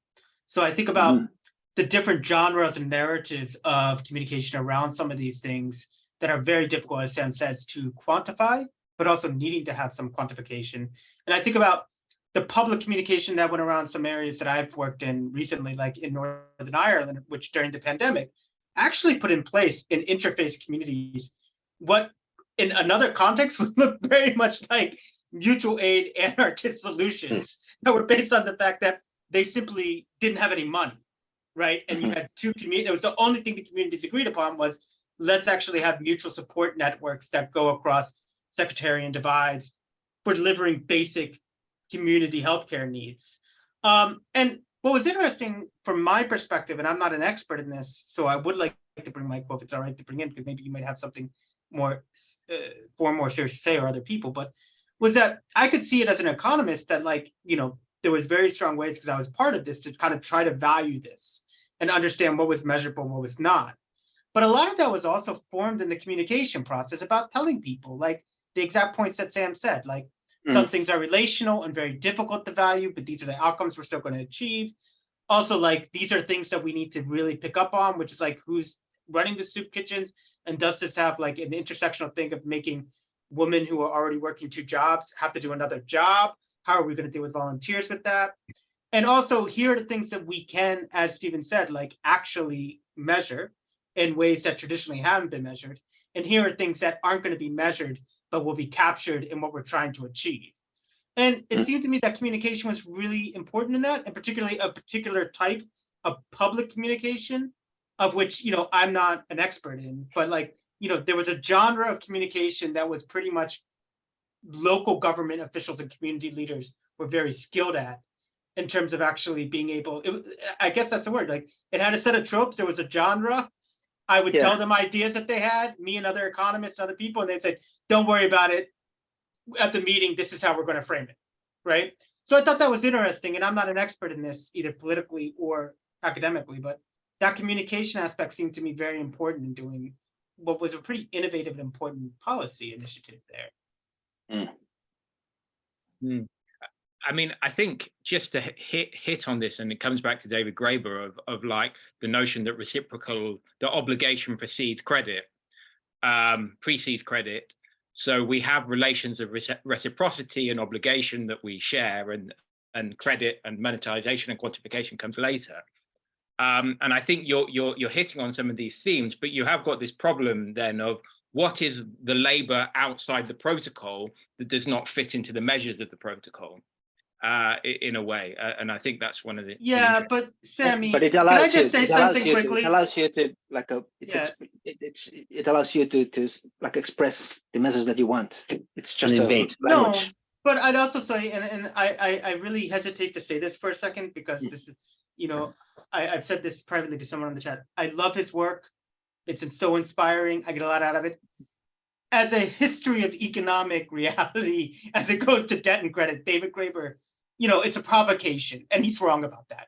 He's absolutely wrong. Quantification was a very early process of this. Quantification helped to form reciprocity relationships, helped to set the terms of reciprocity. One of the earliest evidences we have from a variety of economies, particularly some of the ones he ignores, like centrifugal economies in China, is the fact that the quantification led before relationship building. That's so right. I think that in this sense, I mean, David Graeber is a hero intellectually of mine and politically and all those things, but I'm not sure that we should be looking at David Graeber in terms of actually making serious, credible things about what the economic history of money is in that sense. Yeah. Value, yes, like Michael had said, but not in terms of this. I mean, and on that point, I mean, quite honestly, historically, he's wrong.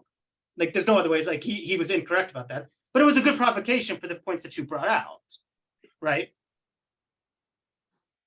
Sorry, that was too much coffee. I'm going to let that one go through to the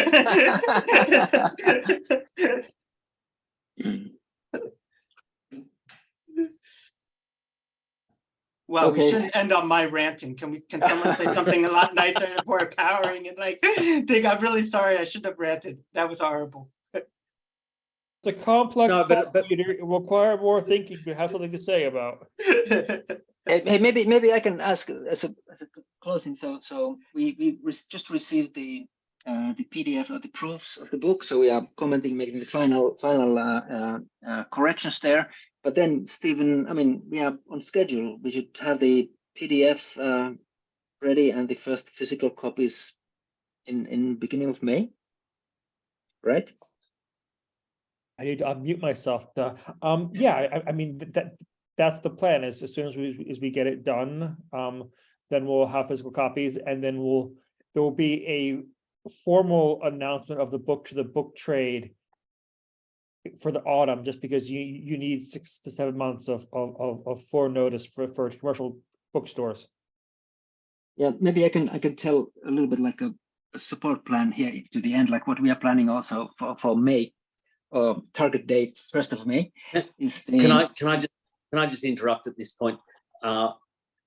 This will eventually be of interest to other people in this forum. It's not just housekeeping between an author and a publisher. What you're going to talk about, I think other people will find either appalling or really exciting. yes, indeed. But so we have a I can maybe quickly even show you kind of we're preparing the ultimate like open access reading experience. I'll show it just quickly. It's not ready yet, but Excuse me. You're seeing it right. So kind of a book website for the book where basically the book is here. You have the footnotes are here. There's a glossary is here. There's an audio version of the book is here, fully integrated. You can change the fonts how you want. You can change the lighting depending on your mood or light conditions. You can download the book. The older versions are there. You can order it. There's the audio version, e-publication. You can download the PDF. There is extra material about the token, videos, discussions about the book, and things like this. So that's coming, and we're kind of aiming for an ultimate open access book experience. What book should be nowadays? Then, of course, the physical copy it's gonna look and feel great, and we are also planning to open a market where you can buy paragraphs of the book as NFTs, meaning that the kind of if you choose to buy a paragraph of the book as an NFT, then it opens up and kind of it's revealed for everybody for reading. So before that, it's a kind of a closed grid where you can. There's about 500 paragraphs in the book, and you can buy one of them. And when you buy it, then it opens and becomes like a play for the commons. Then everybody can read it. Then, in addition, the NFT includes an option, a call option for the EXA token with a very lucrative price before the token sale opens. So that's kind of something we are planning for May. I don't know whether you'd find that a form of commodity fetishism, that every paragraph becomes a commodity, or whether you see it but you need to, something Peter referred to before about just being play or fun. No. indeed, but on the other hand, if we are opening the book as a kind of an open access and it's available and everybody can get it, we need to think of the economy, especially of the production costs, also in a different way. Kind of, and these tools kind of give us a playful way to address it in a way that actually builds a community, builds attention, builds like interactivity with the ideas. Yeah, so you can own your own paragraph. That's Oh. great. Okay, well, Are we going to have NFTs of all of the riders, so we can come fetishize the riders in economic sense? I can decide which of the three I'm gonna buy. well, I think a market will open up, and I would guess pretty clearly what that market would be, but I'm not going to tell you. I'm not particularly a fanboy of NFTs, but if I was going to make one, what I would make it of is a number of years ago, and actually already knows this story. I was at a conference in Kansas City where Randy Martin gave me a feather and said, "Here, this is for good luck." So I would make that into an NFT, because I'm sure Randy would appreciate the performance value of that somehow. Yeah. Yeah, and you'd like to share that, yeah, maybe. I thought this was a great conversation. The only thing I would say, just in relationship to what Peter was talking about in terms of, say, value on with David Graeber's sort of theory, I don't know if his remarks on coinage is exactly the same as quantification, because obviously coinage involves a bit of a credit. Coinage is also fiat.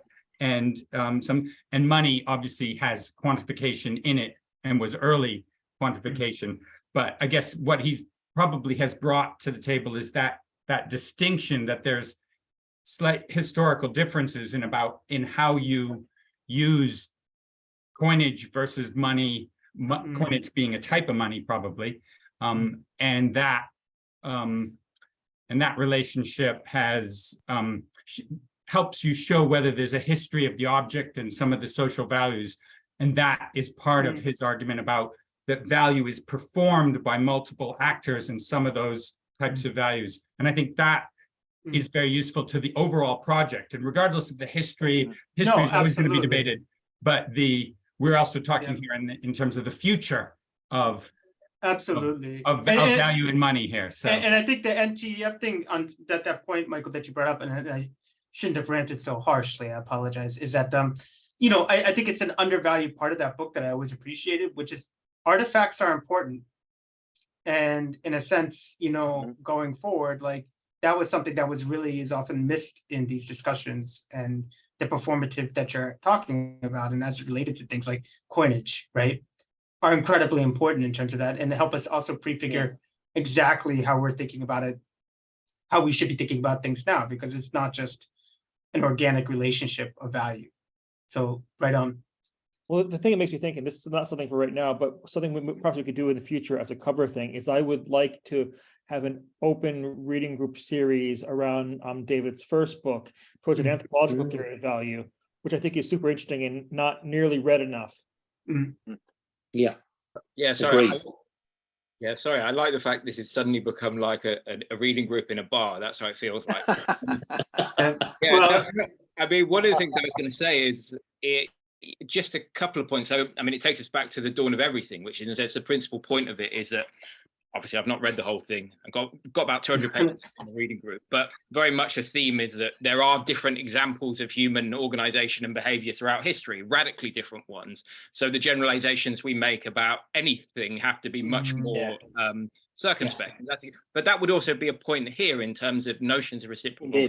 I mean, it was about 10 years ago I read, debt, but one of the themes is somebody, as I remember, somebody committing suicide because they couldn't repay a particular obligation.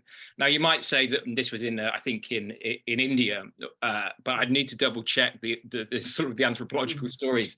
But one of the points there is this notion of reciprocal obligation there. But of course, is that a quantified relationship where one person always feels they have to do more than the other person? What is the notion of, I guess the notion, to have a notion of more, does that mean you have to have a notion of quantification? I suppose that there is a question of when quantification starts, which is perhaps a topic for another time. But yeah. Well, what I can say for the cover point as well is if when people want to come and visit and ever maybe even join Essex, you have the fun of having situations like when Stephen, who's going to be part of our group, soon asks me, can we meet for 10 minutes before lunch about a basic procedural question of the university, of which he's then attacked by me asking him very serious questions about David Graeber and value and how it relates to the Marxist book I'm working on, which you might find that fun. I'm not sure if everyone does. So thank you, everyone. This was incredible. I'm really looking forward to reading this book, and I think this is a good opportunity. I mean, it's why we created this research center together, right, Stephen? Right. For exactly these type of conversations. Yeah. Hey, we're gonna come and visit. Yeah, and well done. You know, in the era of Tory Britain and in the oppressive regimes of corporatized universities, you've done so well to preserve your and to have a flourishing area in a business school that, shall we say, does not comply with the norms.